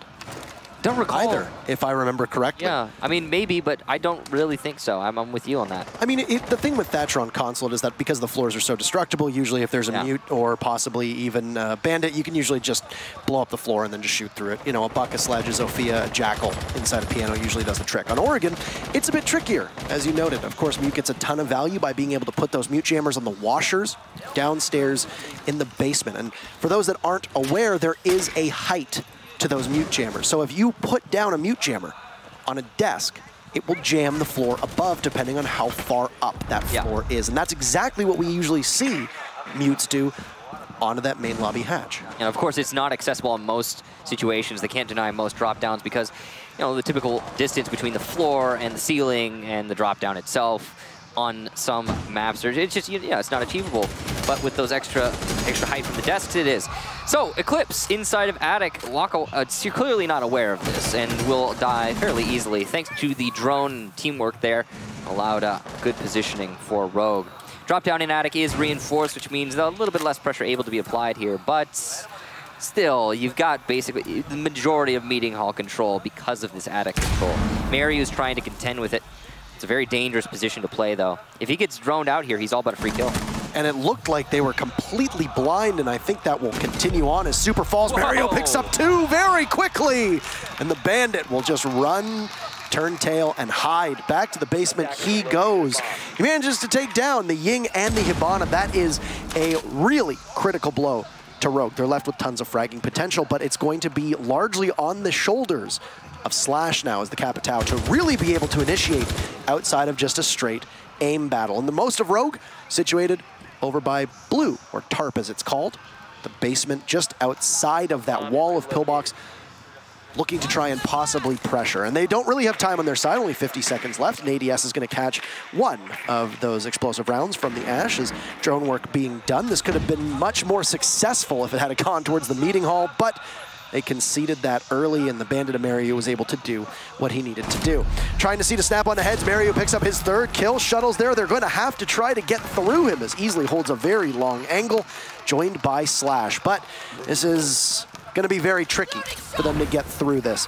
Using the concussive blast, Slash will manage to punish Mario and asphyxiate him with that bolt. 15 seconds left, easily inside of sight, going for the defuse. We haven't seen a successful defuse so far go down. I don't think Nora Rengo knows. No, the mute will cover, but no, Slash, you miss your shots again and again and again.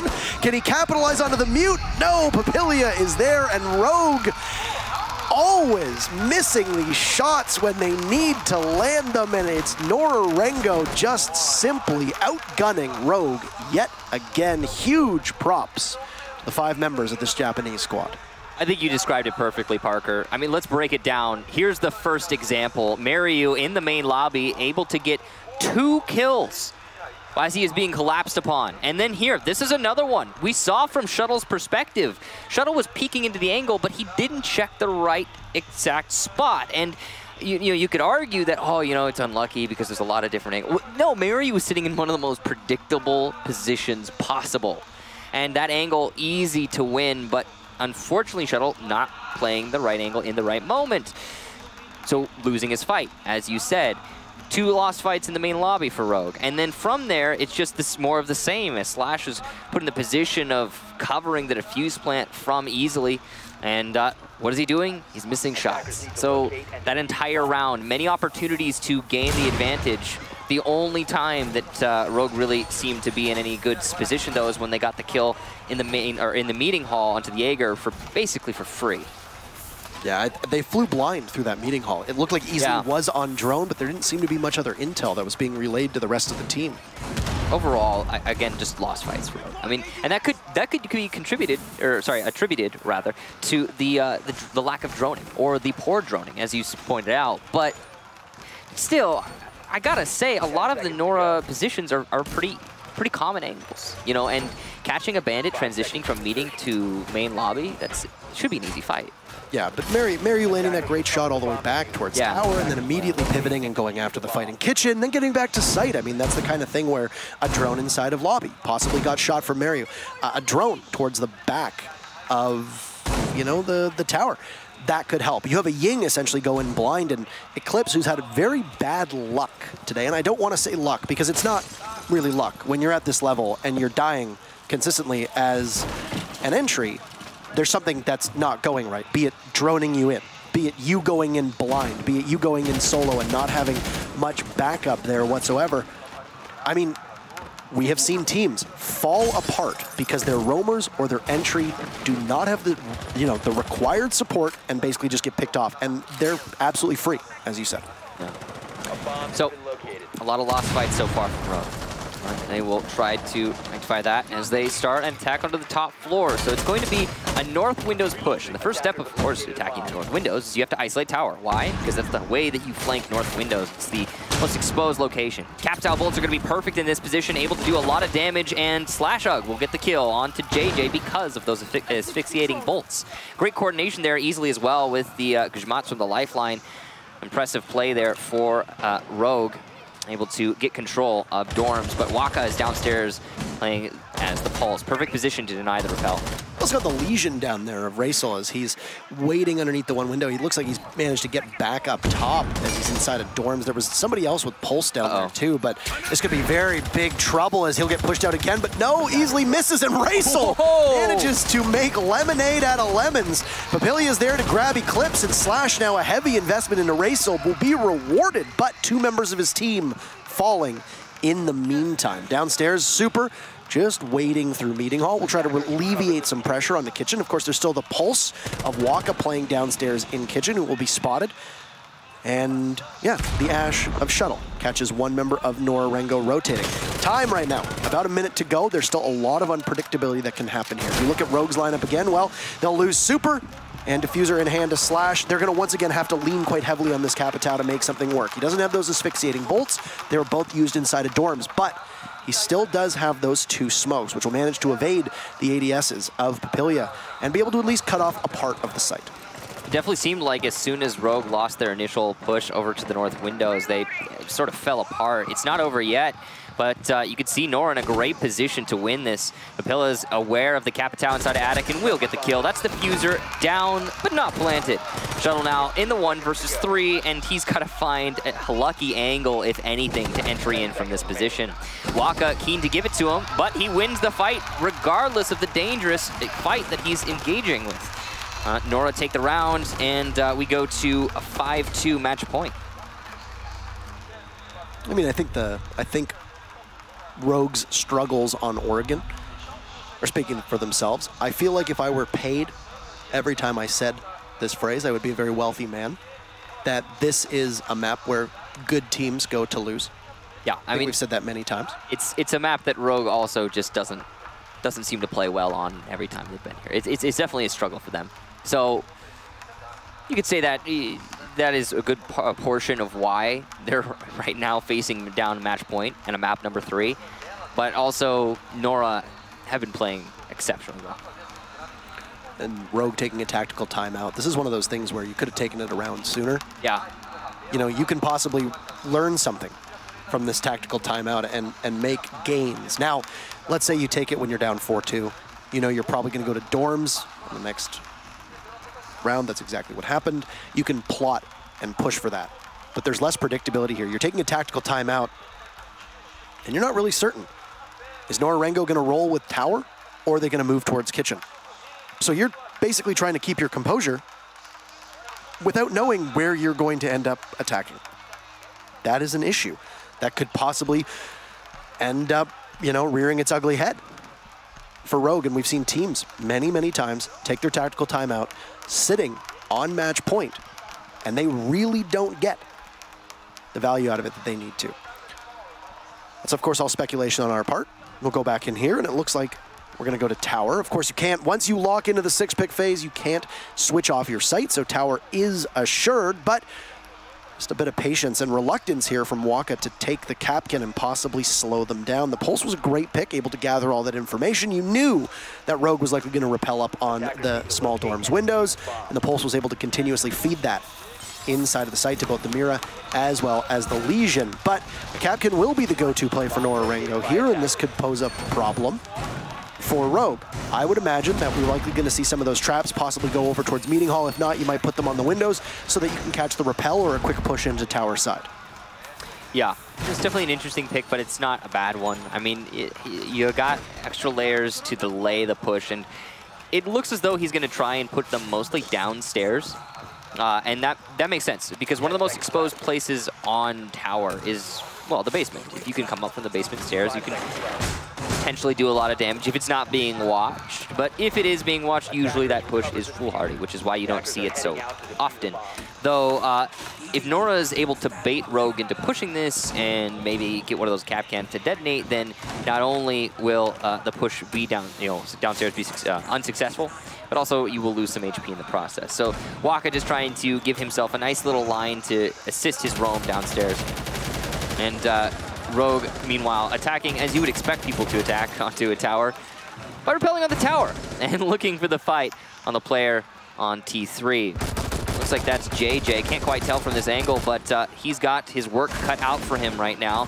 He's being pressured from the windows and from below. All things considered, this is not an easy fight, but he is making good work of it so far. He looks to potentially get a kill onto Easily, who's just gone up onto the balcony, but oh no, the timing! JJ unlucky. Easily, very much so, and he will take the kill. Slash has eaten some damage, but Rogue, firmly in the driver's seat, now have control of T3. Easily can't really see the castle that's lying prone over there, and Mario's going to eliminate Slash, and that's the Capitao. That's a big kill, but Rogue, as you mentioned, on top of T3. They'll lose the asphyxiating bolts, they'll lose the smoke arrows, but they've still got the Candelas to rain from above. Shuttle falls to Papilia, and Nora Rengo finds their first lead of the round. It will continue to add up as Mariu tallies it up, and it's 4v2 in favor of Nora Rengo. 90 seconds in, and both Eclipse and Easily, their firm embrace at the top of top of Watchtower, as now Easily will drop and can possibly go for a plant here. He's ensconced. There's going to be no pressure onto him unless there's a cutoff from the top of Attic, but that's controlled by Eclipse. One Candela goes off. Easily needs to be very wary of that armory window. Can he escape to safety because he is vulnerable?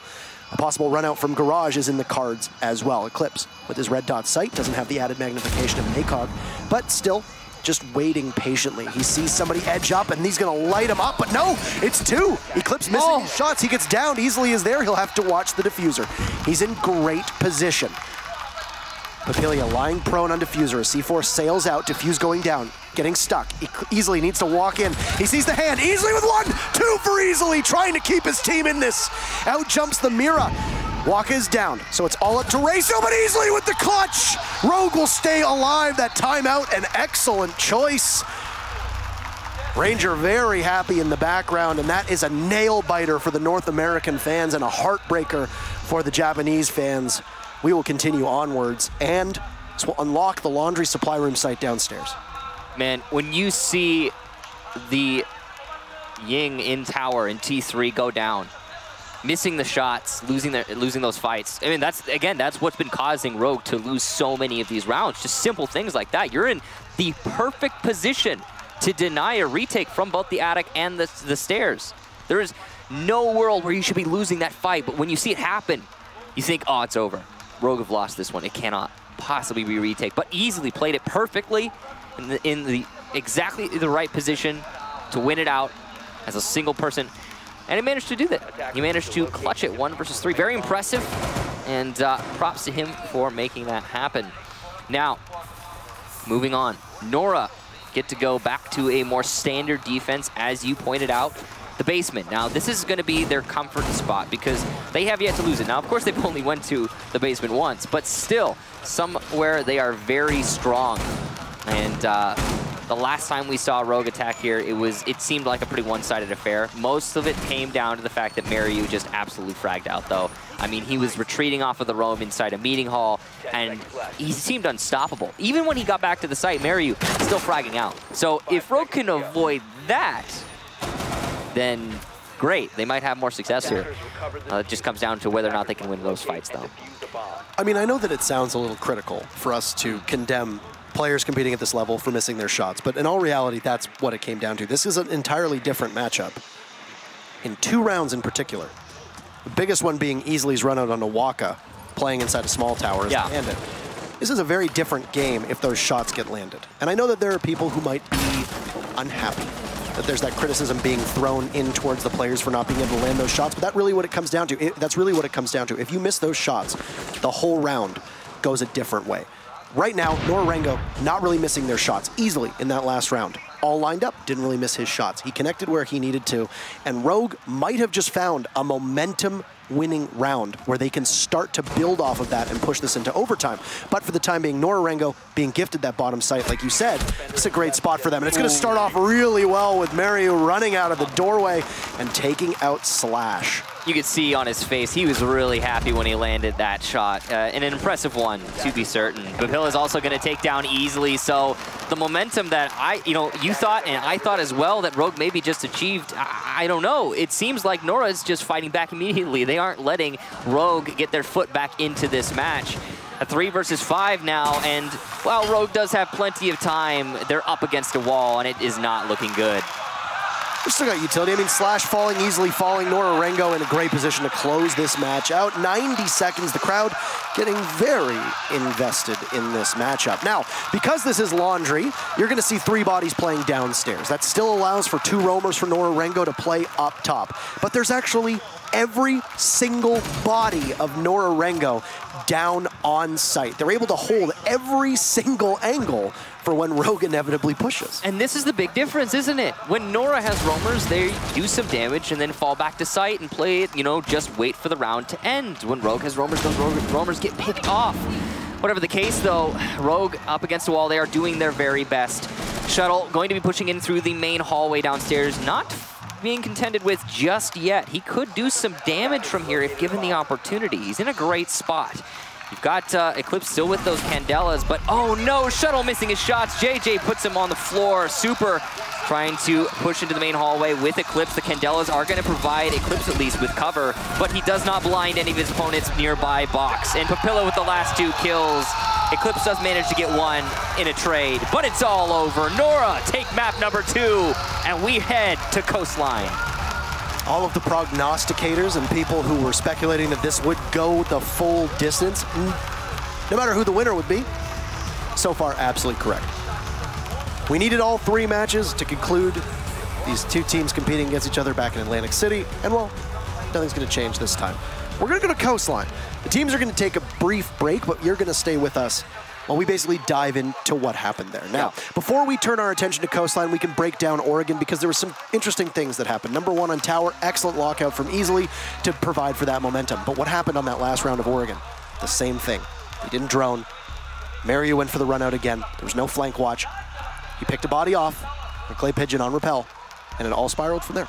Okay, so I wanna get this out of the way because I feel like it was a really strong point for the entire, it's been for the entire match so far, but that map in particular, Rogue have not been landing their shots. Put in good positions, they are not landing their shots. I mean, that's a great example of what you just saw, JJ winning that fight against Shuttle. Shuttle, you know, catching his opponent off guard there, he should have been able to win that. So get that out of the way, that's done, okay? We look at the strategy, and you're right. One big thing that stands out for Rogue is it doesn't seem like they're droning for each other very much. Another thing is, just in general, the teamwork seems lackluster. A good example, again, aside from just droning, or the lack thereof from Rogue, when we saw Easily by the main lobby, aggressively pushing up those main lobby stairs, he has the teammate right behind him, the Jaeger, and he easily could just heartbeat detect his opponent inside of the garage and call it out to his teammate, be like, hey, he's right there. He's in the corner with the door, you know, a simple call. He's by garage door, you know, the one to the left or the right, whatever the case.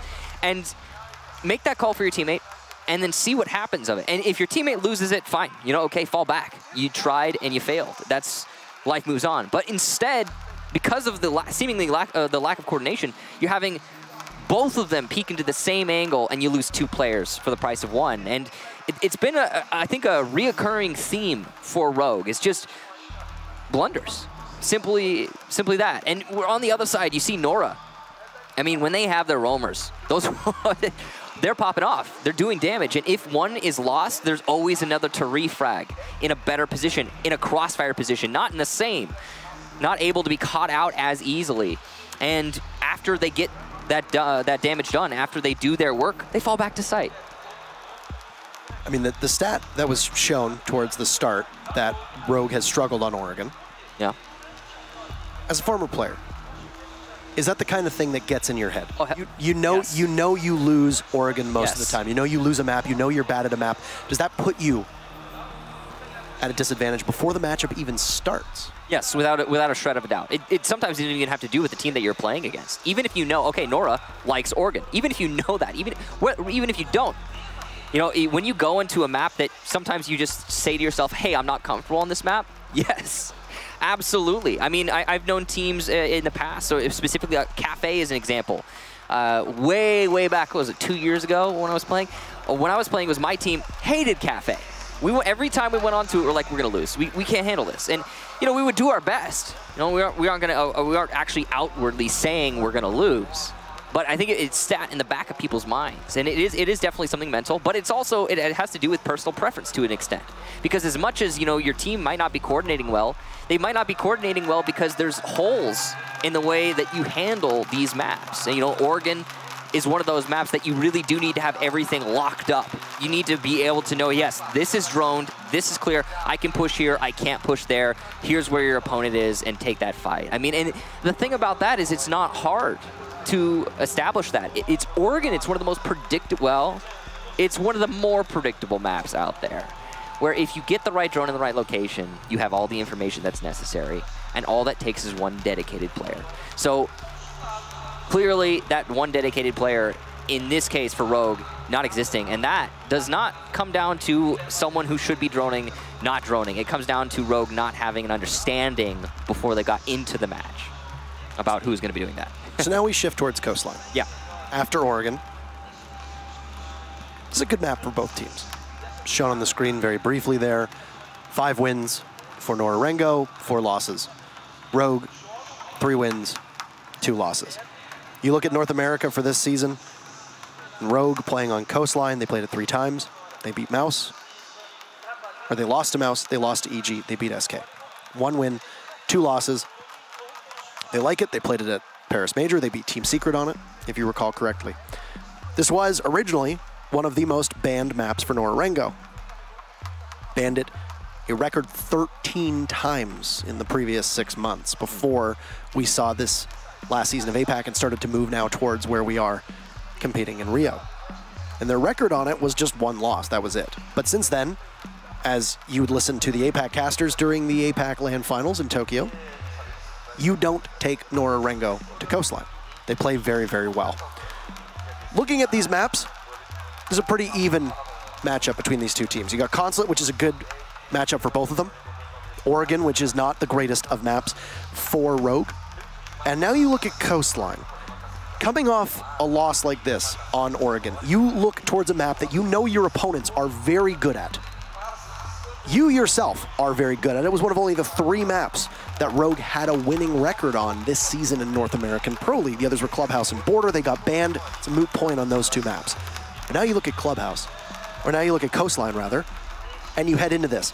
This momentum that you see Nora Rengo carry forward, even if we just want to look at the expressions and the posture and the body language of these players, Rogue does not look as happy as Nora Rengo. They don't look as ready and as motivated. And we'll start things off on Coastline for our 3rd matchup with the very first ban going to Nora Rengo, and it will be a Glaz. It's their 3rd time banning Glaz so far here. And a Lion ban, imagine these bans are probably going to shake out the same, Michael. Very similar, if not identical. The only deviant we saw in the previous ban phase from the first one was Valkyrie instead of a Maestro. And we're going to see Valkyrie again. So no changes whatsoever. It is banned by Rogue, same as it was in the previous map, which means I'm guessing Echo, as that's been Nora's ban on defense for the previous 2 maps. And there you go. Echo's gone. Not surprising. This is what you usually see in this level of play. Very specific bans, but also ones that they need to have consistently. Glaz, of course, one of those operators that is going to dictate the site push. Lion, one of those operators that's going to dictate period. Valkyrie, great information gathering. Echo, same thing, but with the added benefit of plant denial. Overall, very popular operators and ones that sometimes you just don't want to deal with. Speaking of not wanting to deal with, Blackbeard in play here. He's going to be a force to be reckoned with on Coastline. Of all maps, this is the perfect place for Slashug to prove how good he is as a Blackbeard. Interesting to know whether he's going to run the DMR or the Assault Rifle. Of course, the Assault Rifle coming more into the fold as it did receive a slight buff. The DMR received a nerf too, but this was a while ago. Yeah. I mean, honestly, they're both good. You can't really go wrong between the DMR and the Assault Rifle. I think it's just personal preference. And a big thing to note with Siege is I think a lot of players will notice this when they try to play a DMR is it can be a little bit difficult to transition from using fully automatic weapons when you're on attack or when you're on defense to using a semi-automatic weapon. It can be kind of disorienting. You know, something that sometimes people will almost neglect to account for. Which is why we see people use the assault rifle. You click the button once, assuming that it will hold down, and then only one bullet comes down. You're like, oh, no, oh, no. Oh, right, I picked the other one. Oh, and then sometimes when you have the Blackbeard shield, you're like, oh, I'm still alive. I can still win this. Those extra milliseconds that the Blackbeard shield earn you are super important in any fight, and especially if you're making hiccups like that. But as we go into the double bar defense, an interesting setup from Nora, making use of Alibi, something you don't see every day. And you saw 2 of those Alibi Prismas over by the blue bar, or sorry, the Sunrise bar, not the blue bar. And that is, this is a correct statistic here. In Atlantic City, Nora Rengo did handily beat Rogue on Coastline 5-1. It was very swift after Consulate was taken by Rogue, and then went to Coastline, which was Rogue's pick at the time. And at that time, Nora Rengo didn't really play this map. Yeah, I think that was really the kicker. That was when Nora decided, hey, maybe we're good here. Maybe we should play this more. Yeah, maybe it's a good idea. And since then, they have played it quite a lot, and they have been successful on it. So Rogue are definitely going to need to fix the mistakes that happened last time. But that was so long ago now, Parker. And with the operator bans in that pool, it's almost a completely different game. And speaking of the operator bans, I want to take a second here. Coastline, you almost always see Mira get banned. She is one of the best things for defenders to use to their advantage on a map that is usually the map where attackers win more than they don't. But when you've got a Mira and a Maestro both on the board, a Mira and a Maestro, that is pretty good for the defenders. And it might give you a fighting chance on some of these sites, especially Penthouse and Theater. We're going to start on the double bars downstairs. You expect the defenders to win Kitchen as well. So this could give Nora Rengo a very good start if they can walk away here. And they are investing a lot of bodies up top, and they are on a collision course with Rogue for the time being. There's a mirror window situated that's going to be staring in towards the billiard table from Hookah. You've got Easily as well as the Zofia of Eclipse. Now inside of Aquarium, lots of utility in there. Waka from below as the Alibi, just waiting to see if somebody's going to drop through that courtyard, and there you go. But Waka will miss his shots. Can we see the tide start to turn, and Eclipse will walk away with kill number 1, super felt by Mariu, so Nora Rengo will at least take down the Ash, and now Eclipse finished off. That's Ray getting the kill with the UMP, and Nora Rengo will retake a numbers advantage. Capilla with a dangerous rotation, and he will die because of it. Shuttle takes him down from the main lobby. That's a great job to even things out into a 3-on-3. Some more damage being done to Mariu all the way in sight. And Rogue are fighting back quite fiercely. They have not let it slip away just yet. They're in a much better position on Coastline, I think, to get these refrags somewhat delayed compared to what we've been seeing from their opponents. Mariu, excellent angle play there. It manages to get the kill on Shuttle. Easily now able to refrag, though, as Mariu exposed himself just a little bit too much. Miss C4 from JJ, that's huge. Easily not able to make it to the plant position, though. Slashhug will refrag and actually might be able to salvage his teammate. Raystill getting the call from his teammates, very likely from some information, but bad pre-fire. He knows his opponents are now at the blue bar, but it's not going to happen. Easily with the pistol, and Rogue take the first round of Coastline. A shrewd move there. He picks up Easily, knowing that the clock extends past 0 when you go into a plant. So you've got 7 seconds left. You can take the time to revive your teammate and then start the plant with 1 second on that clock and still be able to pull it off, knowing that you have somebody watching over you, which is exactly what happened. Really good decision-making skills from Rogue there, and not something that teams are always capable of doing. Yeah, and quick thinking from Easily as well. You know, he's on the 0-0-0, and you expect him to, this is not from the, okay. You expect him to struggle with that fight, but not so. He managed to get up off the floor and immediately cover his teammate. Great job to Easily for that. Props. Now, that round overall was a little bit weird. The players on the top 4 from Nora did I suppose less damage than I would have expected.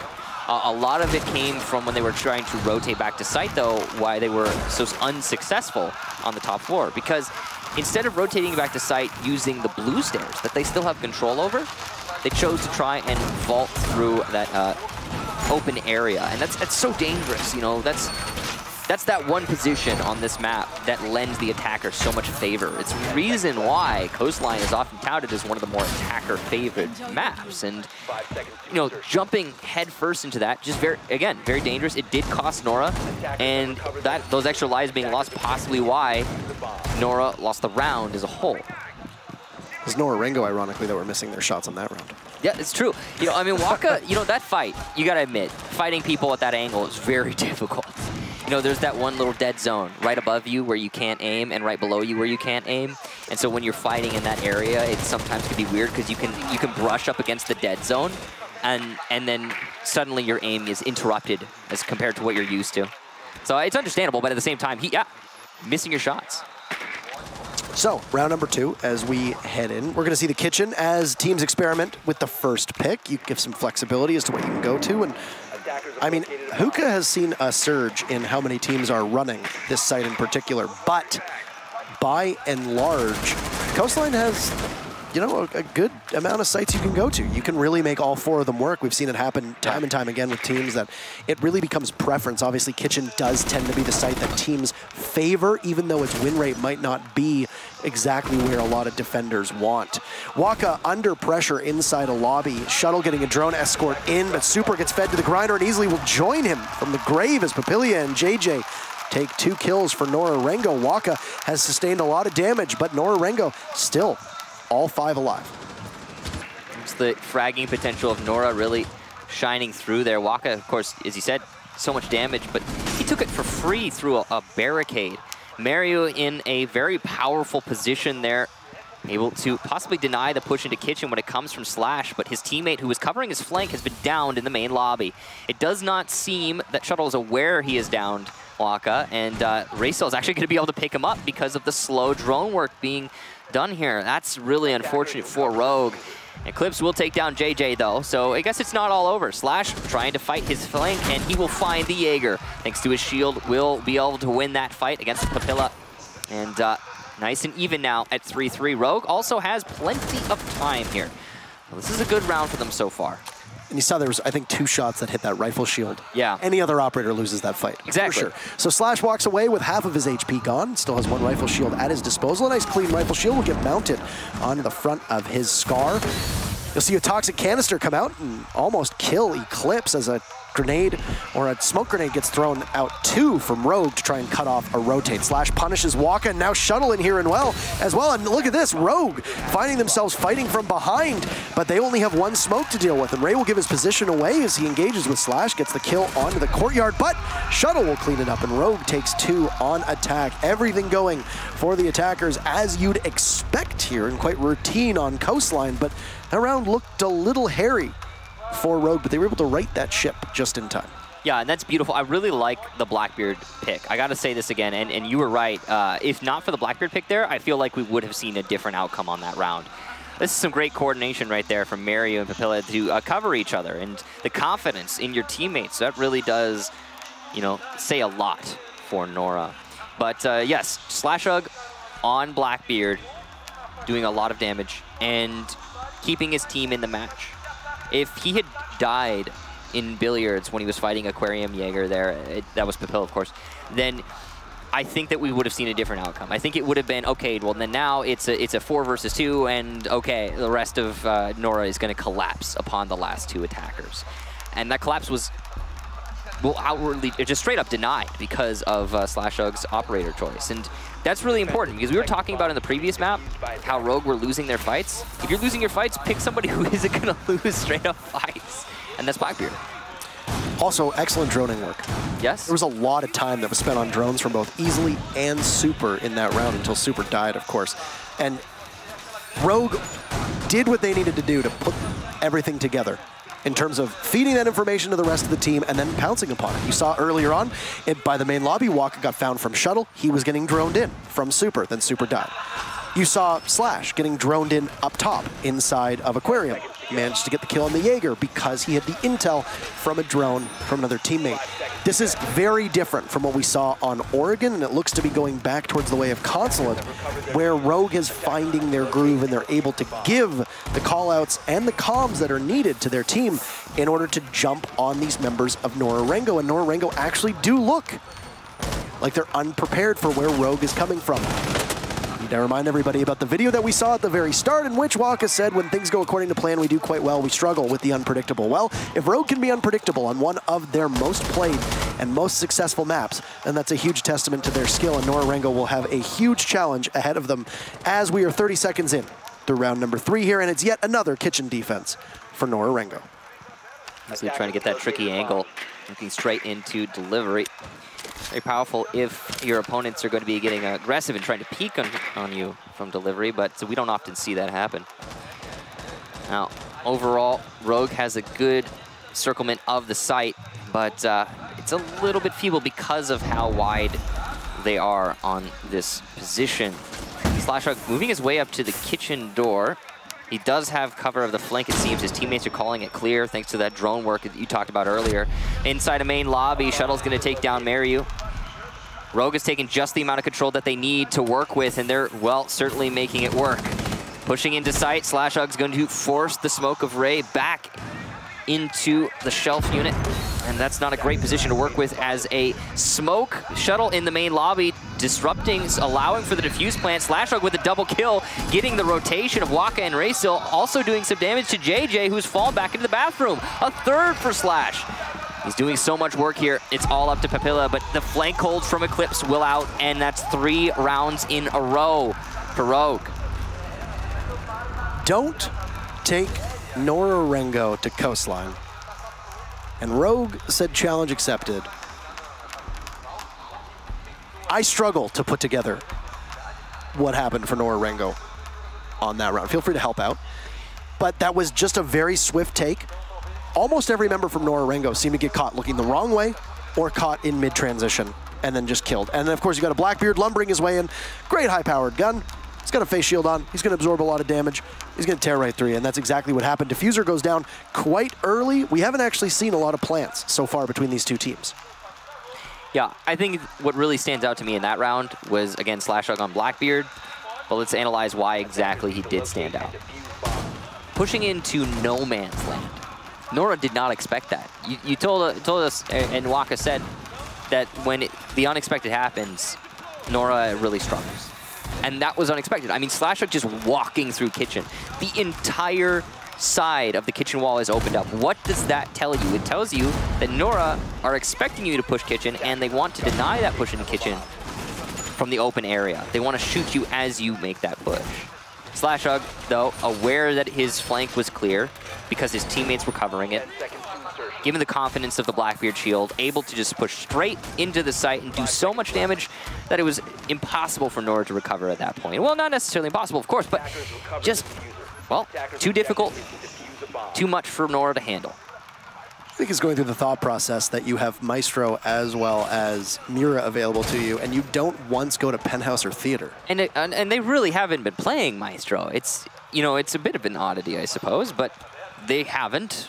They've just instead just been choosing to go with a more standard line. Wow. I feel weird saying standard and not including Maestro. So kind of an odd choice from Nora. They could have been bringing Maestro for most of these rounds. I believe they have brought him, but just not very often. He works very well on Coastline, and a lot of people will use him in the absence of a Mira. With Mira available, maybe they just don't want to run the Maestro. Maybe they're not used to running the Maestro as much as other teams, but you bet your bottom dollar that Rogue is going to be pulling him out every single opportunity they get. And well, here you go. Oh, Papilla just beheads. Shuttle peeks around the corner. Super refrag. The Ash through the wall will down and then kill Papilla with the headshot. Of course, that's one shot to the dome, and that is it.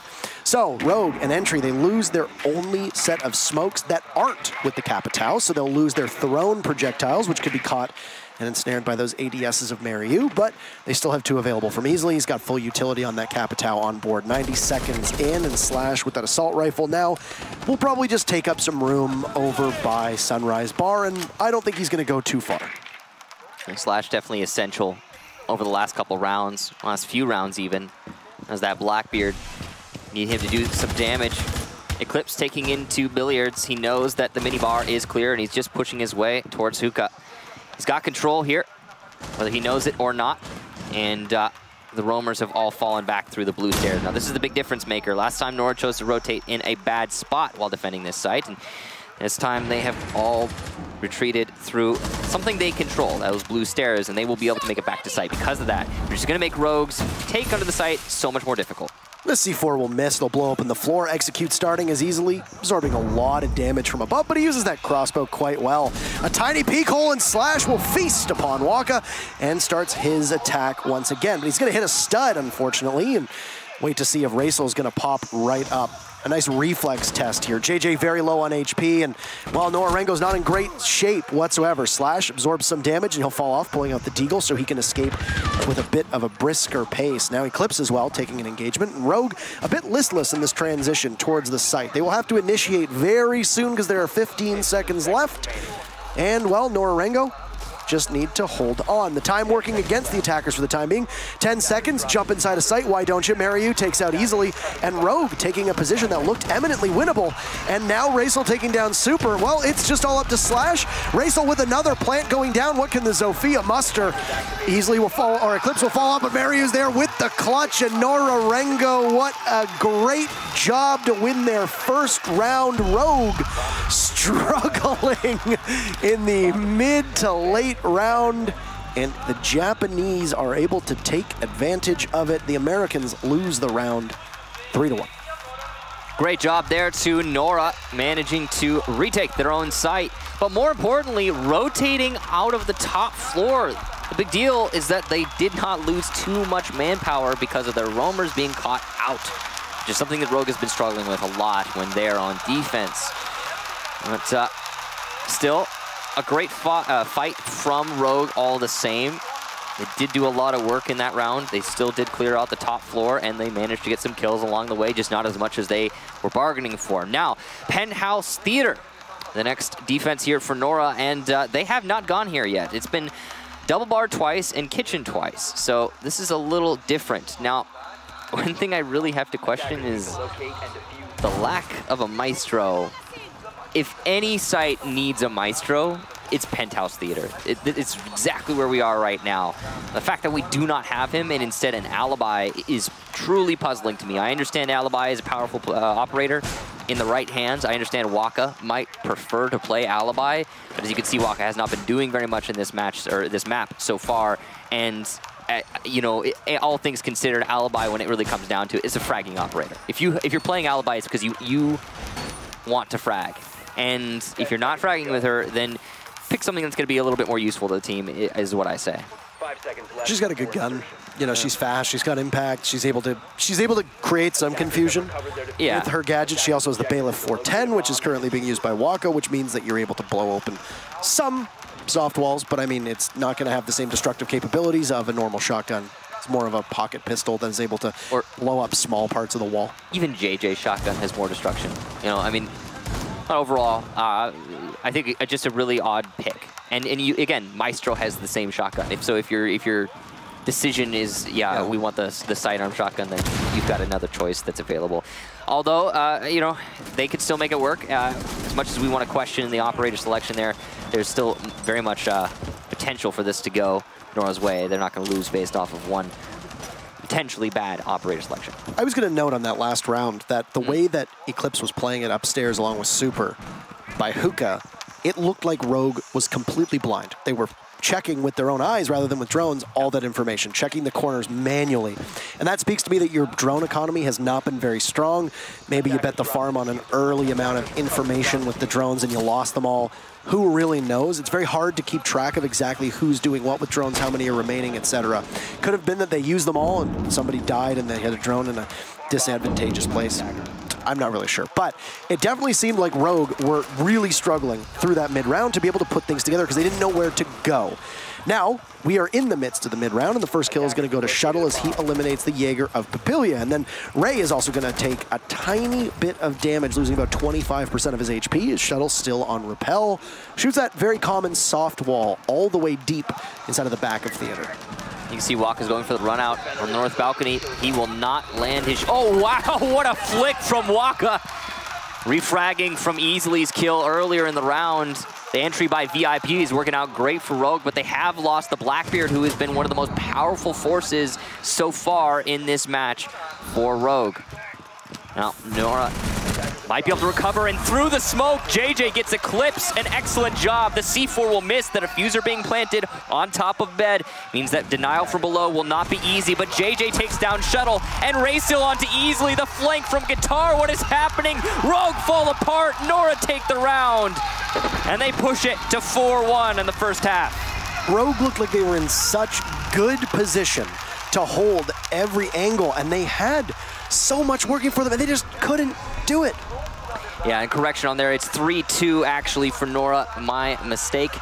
Rogue managed to get themselves up quite significantly on the first half, still winning it, despite losing that last one. The 3-2 is pretty even on Coastline, right? And I mean, that round in particular, Rogue looked so primed and ready to face off against them, but they didn't anticipate that Raysil was going to push in through VIP and then through Guitar.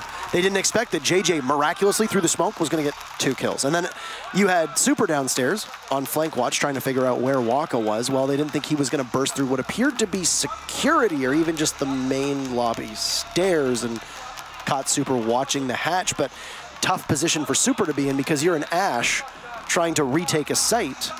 Mira's in play, and then still a roamer that you don't know his exact location. And this could be a big problem for Rogue as they emerge from the first half 3-2. That's as narrow a split as you're going to get through a first half, and especially on Coastline, you got to run those numbers up. Yeah, and one thing I'm really worried about is that one of the weakest links in Rogue's strategy as a whole, whether it be attack or defense, so far has been the roamers. And roaming on Coastline is, of course, essential. It's a lot easier than some of the other maps because, you know, you find a way to make it work. Because if you don't, you're going to have a hard time on this map. But if Nora are as efficient at hunting down the roamers in this map as they have been in the previous 2, this might be it for Rogue, despite them going into the second half of the in the advantage. Now, Rogue has won more defensive rounds in this last season than they did attacking rounds. True. Coastline obviously is a different map. But if you look at so far today, Rogue won 4 defensive rounds to 2 on Consulate.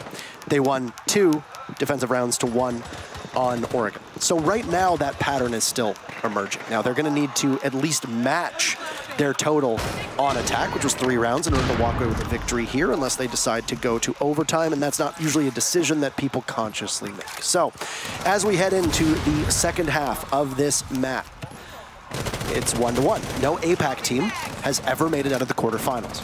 True. Nora Rengo are poised in a good position to do so. Now, they still trail, but they do have the side working in their favor. And, well, you see 2 members of Nora Rengo already in the building. And, oh, they'll lose a mirror window on Rogue's behalf.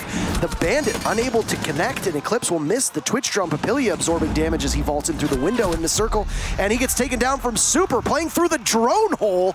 An excellent play from Rogue to fight back against this aggressive push. Now Eclipse walks up and takes out Waka, and it's Nora Rengo treading water and almost drowning here as they manage to get to almost the halfway mark of this round. JJ from Aquarium.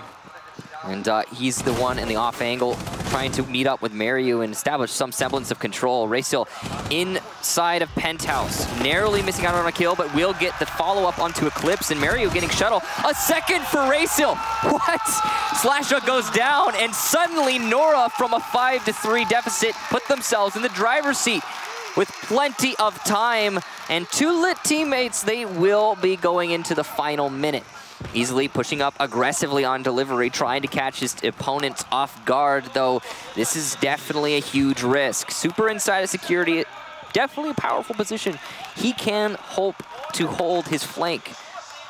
But all Legion traps. But all Super's going to be able to do is possibly stop a push from office or main stairs. If they execute from over by delivery side or even kitchen, this could be a problem. And oh no! Easily jumps out. It's going to leave Super to have to rotate all the way back. And this is Nora Rengo in excellent position to box out the late member of Rogue. Now, Super is the only person in this entire match that has full HP. And you still need to get Raysil with that diffuser into sight somewhere. An EMP will go off. Super looking calm and as poised as ever. Will need great ability to clutch this one out. He will get droned and have to push in towards the side of service entrance. Another EMP will go off. And if Nora Rengo timed this correctly, it'll be a pincer that no amount of gun battles will be able to be overcome by Super. Expecting a possible push from Sunrise. He's looking that way, but there's one at the window. Super C's can't connect, and JJ will tie things up for Nora Rengo, 3-3. The crowd firmly in favor of this Japanese team, and Nora Rengo will even the odds against Rogue. So many opportunities missed there for Rogue. The vault from the Twitch into VIP. Player underneath him misses so many shots into the studs of the bars on the floor. I really don't understand how that happens. And from there, so a lot of damage being done. Super also missing opportunity through the drone hole. Yes, he got 1 kill onto the Twitch of Papilla, but the follow-up wasn't there. He actually had another player take up position, take up residence. I think it was Raysil, right where Papilla died. Not aware that the drone hole was how Super got the kill. And Super saw Raysil's feet and did not shoot because I guess he assumed it was a corpse. Unfortunate. Again, opportunities being missed from Rogue. You know, they're being presented with these and they're just not able to seize them. So here we go. Rogue once more onto Kitchen. It's gonna be their second attempt out of 2 total defense rounds. So they're just gonna try and stick to the, you know, what is supposed to be the best site on Coastline for most teams, especially when you have the Mira in play. But that Mira hasn't been really that useful because of the Twitch.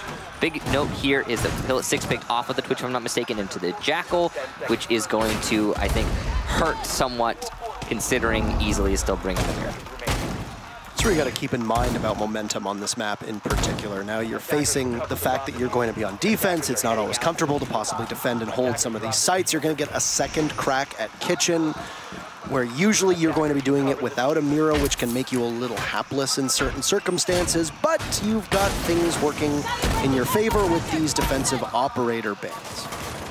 Yeah, and we are seeing the Maestro come out from Rogue. That's important to note. While Nora chose to avoid the Maestro, not so here for the Americans. So hopefully an interesting decision being made, and something that will likely help the defense quite a lot.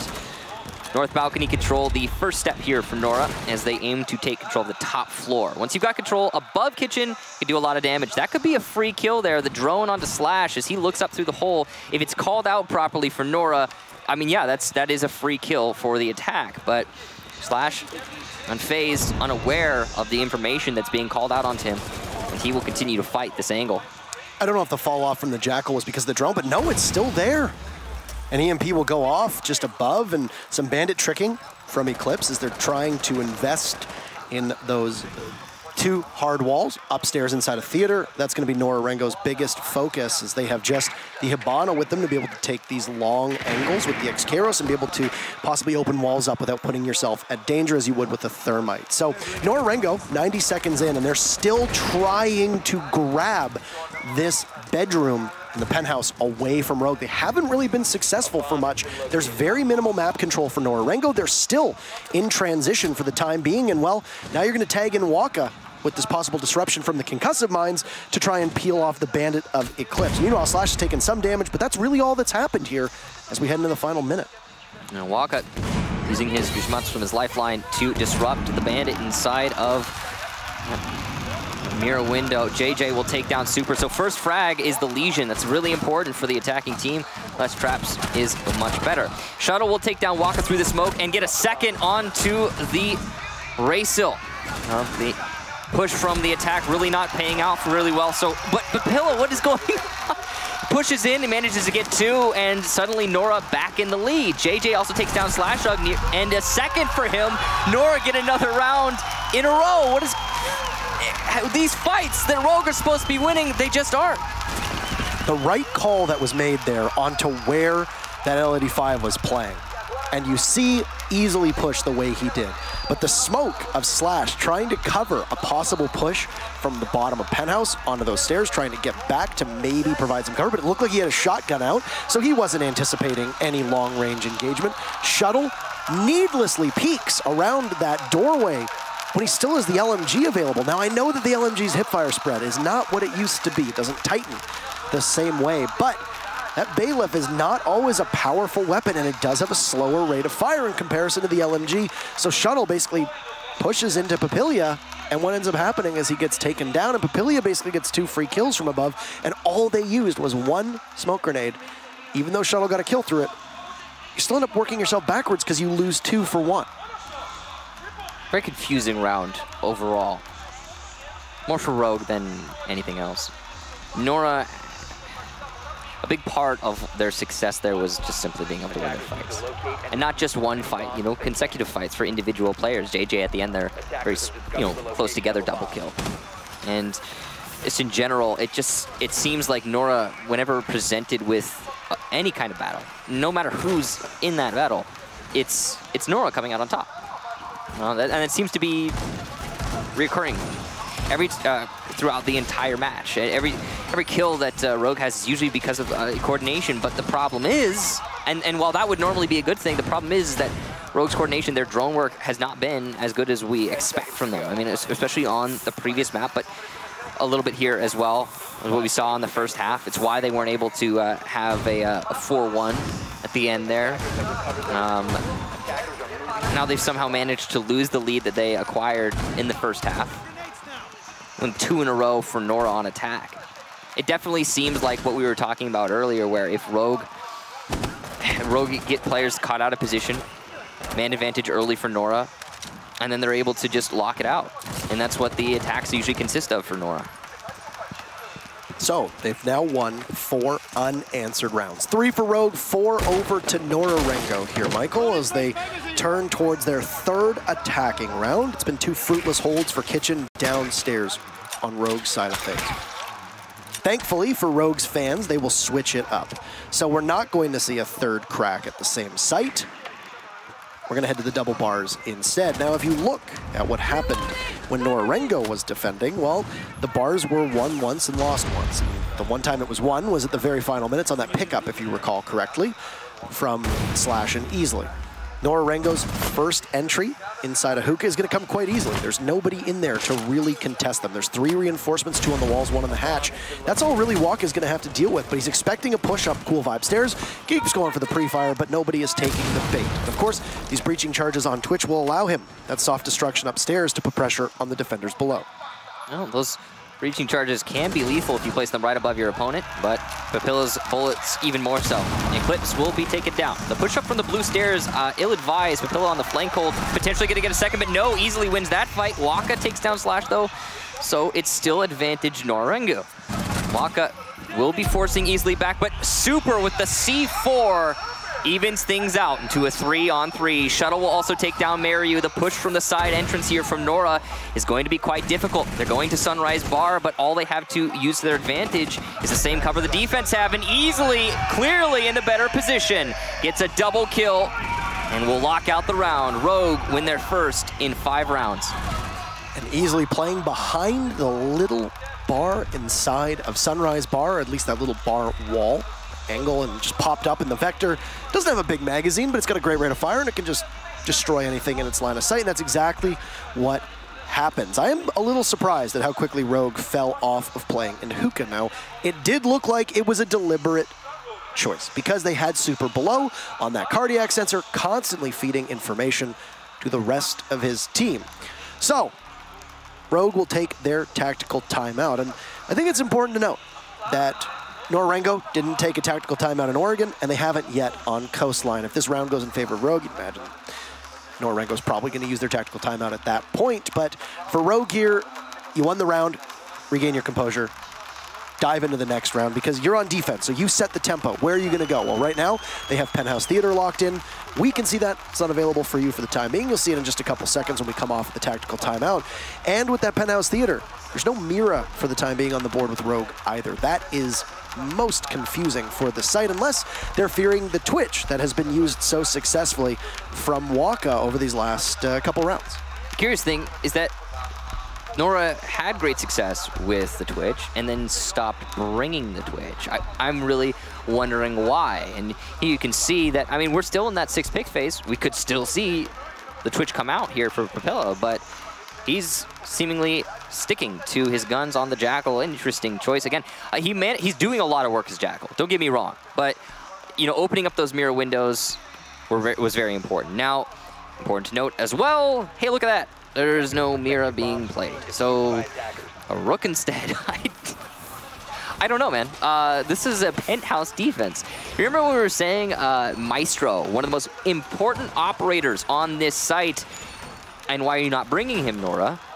Now we're saying Mira, one of the most important operators on this site, and why are you not bringing him, or bringing her, rather, Rogue? And it's a curious choice, for sure. But I'm sure Rogue has some sort of strategy behind it. Maybe we're just going to get a little bit more aggressive. The Rook armor, I mean, again, Rook, one of those operators that I guess in year 1 was meta, but since then hasn't really been for very much. I mean, he's got the impacts, so he's a flexible 3 armor. And yeah, okay. Looks like Shuttle's going to be playing him by Aquarium. Powerful position for a ACOG player with impacts. It's definitely one of the unique things about Rook. So might be able to do some work from there and be able to delay the Nora attack. Well, it's funny because before Maestro existed, the ACOG that you were always bringing, if it wasn't an Echo, was usually a Rook or a Doc. Yeah. Rook would have the impacts available to open things up. And then as for Doc, well, you have the ability, if you're taking any damage through a lot of those soft walls or through the floors, which is quite often happening on Penthouse or Theater, you can always heal yourself back up. So, I mean, Maestro is really shaking things up just by virtue of the fact that he has an ACOG. But I mean, that long line of sight, think back Theater. If somebody drops inside a bathroom or somebody's trying to fight you all the way over from the bed or over by Hall of Fame, you have an ACOG at your disposal. And the MP5 is a pretty decent and respectable gun to be able to take that fight with, especially more so than some of the other Defender guns. Oh, man, it's a laser beam. And if you can land the headshots, it's lethal. Now, inside a guitar, you can see a very aggressive Slash, I believe. Or no, it was Super, who will just fall back after he starts getting pressured. Probably the right call, as this is not an easy fight to win the Defender. VIP control just in the making for the attack right now. And they're coming from inside after pushing into Hookah. Eclipse caught in the hallway and will die to Papilla. That's a huge kill for Nora. They've just disabled the Evil Eyes from being used in terms of zapping people. And from below, Papilla's gonna do even more damage to Super. We'll whip out the shotgun in an attempt to finish off the Jaeger, but it's not gonna happen. Jaeger was not down, but the marks, excellent play and use of the utility there. Easily on either 1 HP or down. Can't quite tell, but he is definitely not in a great spot. That's the 1 HP playing by the guitar hallway. He will finally be finished off by JJ, but Slashog able to refrag playing by the dresser inside of Penthouse. Again, as we theorized, a very aggressive defense from Rogue. And there's only a minute left for these teams to try to work this out. Mario's going to catch Super as he backs up. And Nora Rengo on the cusp of match point here. But they will not go quietly into that good night as Shuttle eliminates Papilia. Slash pushes too wide. Mario eliminates him, but Shuttle's there. This is that ACOG getting put to good use. Waiting to see if he's going to peek again. Shuttle looks away at the last second. Tosses out an impact grenade, and Ray will just miss it. No, it's a trade, but it doesn't matter because there's still one member of Nora Rengo left. And they will go on to match point. Michael, the best chance an APAC team has ever had of making it to the semifinals to play against FaZe Clan tomorrow is here. I think it's worth noting, Rogue completely blew up their roles. They put Easily on the smoke. They moved Slash to roaming, Super to roaming. They put Shuttle on site. They completely blew up their role selection and went with something completely different. They didn't just blow up their role selection, they blew up their positioning. Everything was changed. It was all over the place for Rogue. And honestly, normally I would say that's a bad thing. But it seemed to be working for Rogue at the beginnings of that round. Their aggression, and it aided their synergy. It meant that there were refrags like Slashug there from the Penthouse, able to refrag after Easily was eliminated by JJ. We've been seeing kills go unanswered time after time for Rogue. Not so in that round, and it definitely looked like one of the better rounds for Rogue so far in this match, but they still lost it. And now you see Nora on match point, inches away, potentially 3 minutes and 24 seconds away from being the first APAC team to make it out of the quarters at one of these international events, which would be incredible. Yeah, historic. Even from a perspective of a region that has only had a couple seasons to adapt and start to get its footing, get its feet under them, and continue to grow. And speaking of footing, it would add to the building legacy of Rogue as of late, where they really just haven't been able to achieve theirs. I mean, you know, you look back and Rogue, you know, they're one of the best teams in North America. They always have been. but they just have not been having very much luck in recent lands. And by recent, I mean over the last year or so. They made the semis since Sao Paulo. It was noted on the screen by CGG that they didn't compete in Sao Paulo. Of course, if you remember, they lost at the time to Infamy, who ended up going. Easily was on that team at the time. But Rogue always seems like such a mainstay in the semifinals. Now, of course, we don't want to write them off too soon. There's still a lot of time left, and there's overtime in front of us. I know the crowd here loved shouting it in the FaZe versus Mocket matchup, but overtime not really in a grasp. Papilio with 2 fast kills, and Rogue pushed to the brink. Only 3 members left as Nora Rengo's entry is too hot to handle. What a play from the Jackal. Papilio has just time and time again found himself in the perfect position to establish a lead in this match. And wow, that is an incredible one. Now, you see Rogue up against the wall, Nora in the driver's seat certainly. All they need is 3 more kills, and they have plenty of time. And some drone work from Raisel here as they will just have to push in towards the kitchen, and Rogue will have to wait. The crowd buoying the Japanese team, who's pinning an entire region, almost pinning their hopes on APAC. Angles being held for the time being. Good drone work from Nora Rengo as it's an investment to try and give the information as quickly as they can. You can see Nora's going to take this slow. They're aware they don't need to rush it. Eclipse looking to get aggressive, but it's going to be difficult as he challenges on VIP. He takes down JJ, and that's the first kill for his team. He's going to blow open the wall to try and get a quick escape outside of VIP if he needs to, but Eclipse very low on HP. He'll have to get back. Easily gets droned out. Shuttle low on HP as well. He's lost about 25. The ACOGs just waiting. Jackal Mark will go out as Mariu on the precipice, just by the door, waiting to see if the mural will pop up. Papilio is there as well. This could be a good concerted effort. The Maestro in, and Mariu gets the down, but doesn't secure the kill. Easily is also down. It's all up to Eclipse. Will we see it for the first time? But Papilio falls, and Eclipse rotates. He still has the wall here and waiting for possible pings as Ray goes for the defuse. Around the corner, Mariu gets the kill, and for the first time in Rainbow Six esports history, we have an APAC team in the semifinals. Nora Rengo 2-1 over Rogue. A well-deserved win there for Nora. Incredibly impressive team play, and overall just fantastic individual play and aim. Rogue could not handle the Japanese, and they will not be playing in this LAN any longer. Nora, on the other hand, elated as you can clearly see. They will push their way forward to play against FaZe in the semifinals. The Rogue, or the crowd, cheering for them now certainly won't be cheering for them tomorrow against FaZe. Oh no, definitely, definitely not. This is your prize. You won it, Nora, but I guarantee you the crowd is going to be against you tomorrow.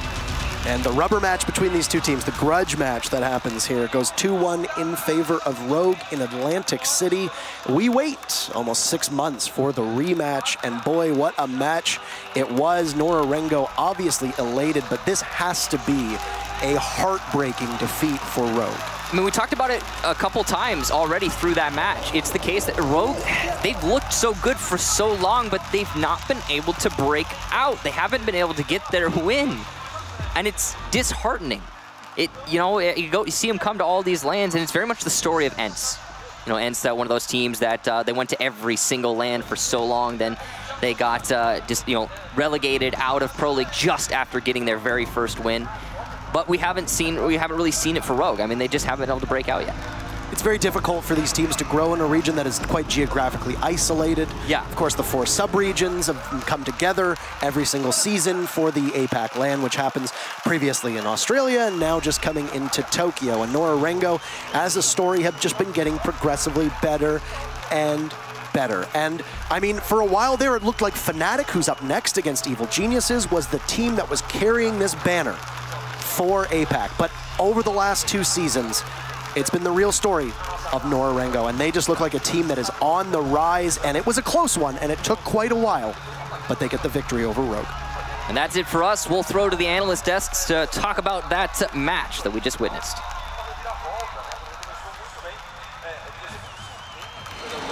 Hicks, thank you, and Terra, thank you as well. A second quarterfinal done here at Rio, and another one that'll live long in the memory. This Pro League Finals, this massive 6-month Pro League that we've had, it is really delivering, isn't it? Nora Rengo push Rogue aside, but no easy task for them. They continue this run that they've been on of winning Japanese League, winning the APAC League. Now they come here and they get another win on their way to being in maybe the grand final of Pro League Season 8. I'm Matt Andrews back on the desk with Wilkie and Zyronic, and behind us, still an elated Nora Rengo. They're not leaving that stage anytime soon, and these Brazilian fans are happy to keep shouting and screaming at them. This crowd, as you can see right there, they adopted Nora Rengo during that. It started out as very much being, well, quiet, frankly. People were so exhausted after the FaZe Mock-It game, and it all kind of nipped out for a drink, and the arena got very quiet. Everyone's back in here now.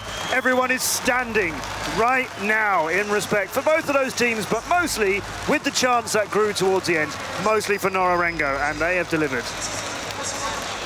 Exactly, and like, this is the moments that you have been waiting for. Like, they have been in so many events, they have always like failed the stage match, and now they finally figured it out how to win it. And this must be very reminiscent for you right now. These pictures we're seeing is a bit like when I fed you to the wolves last time.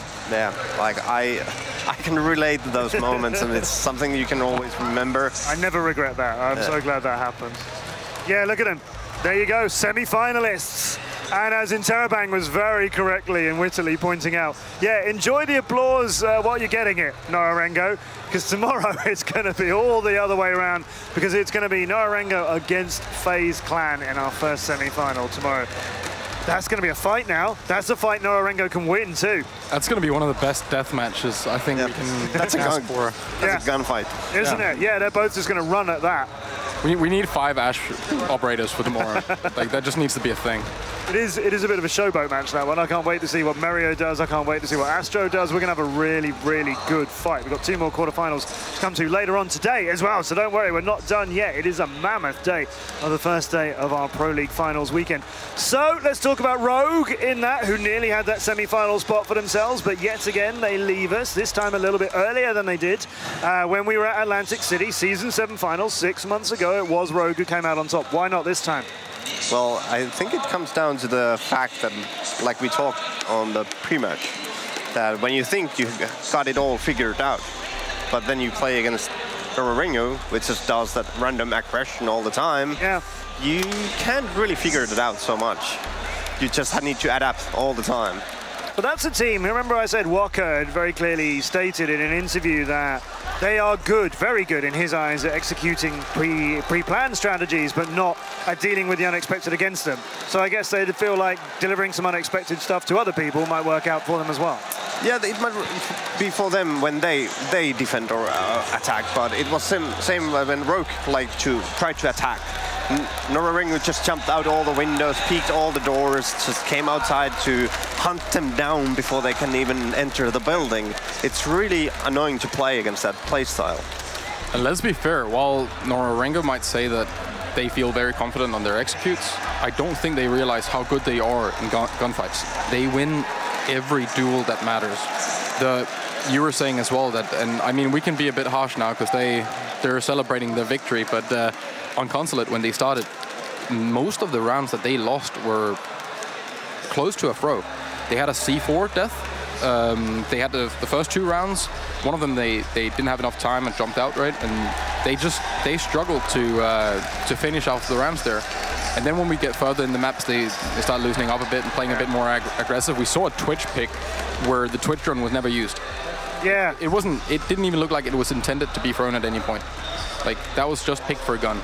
And there was a lot of times where they loosened up and they played what they're good at instead of overdoing anything, right? Here's the numbers. We'll bring you the stats. Thanks again to Siege GG for supporting us with their brilliant statistics all the way through this whole Pro League Finals. Shuttle comes out on top for Rogue. Meria, not a surprise, being top for Nora Rengo, 28 and 19. Well, there's 3 guys with pulling heavily. Meria, Walker, and Papilia. And like, JJ is at the bottom, but in Coastline, JJ was the man. Like, those were high impact kills all the time.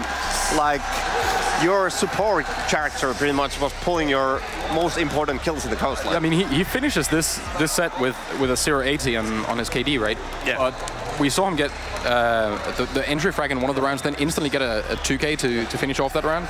So he was definitely pulling his weight there. He did struggle earlier on in the tournament and wasn't getting the kills that he needed to provide there. You mentioned JJ at the bottom of Nora Rengo, but let's have a look at Super at the bottom of Rogue, 8 and 24. Yeah. Yeah. Not that supreme. He's not gonna be pleased with that one. Ouch. Ouch. Yep. I mean, 8 and 24 though.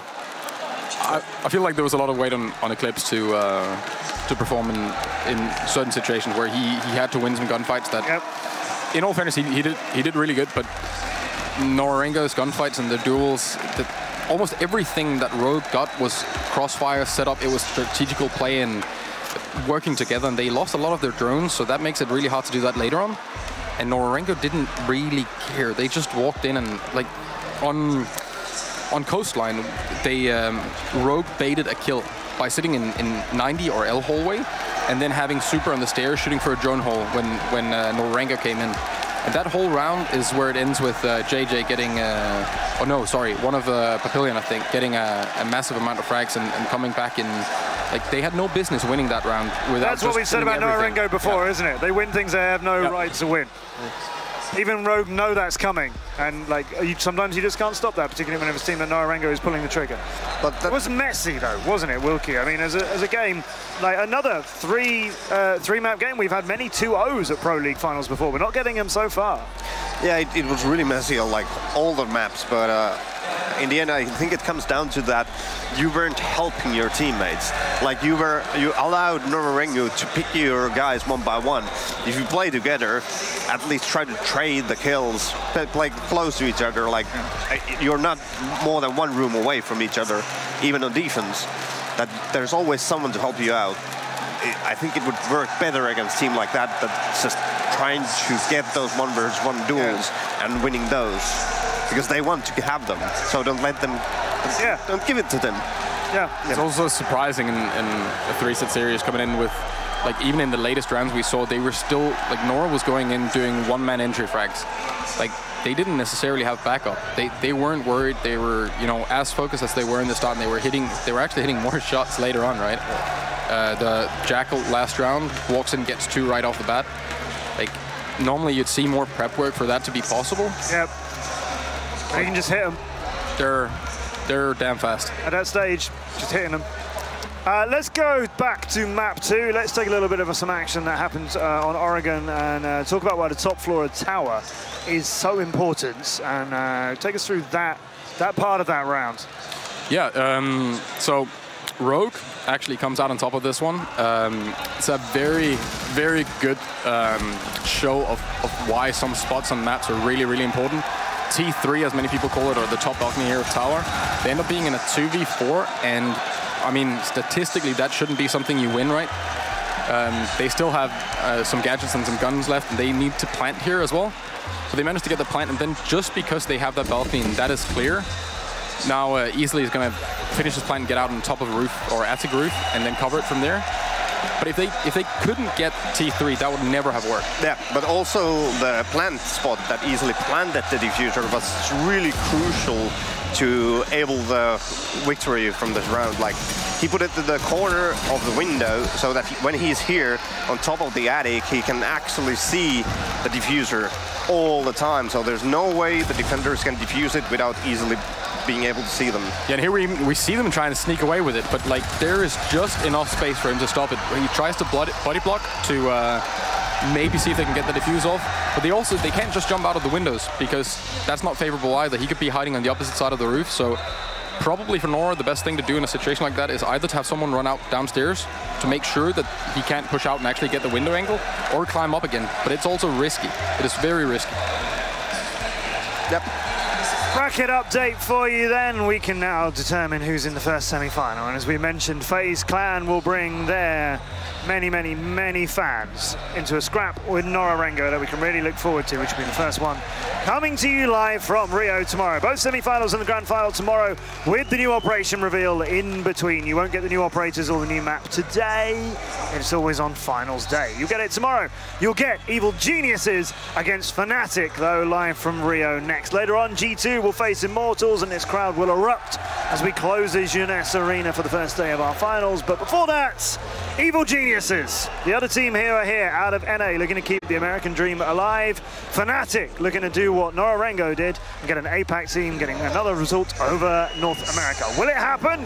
It's going to be a very different contest, and it's coming to you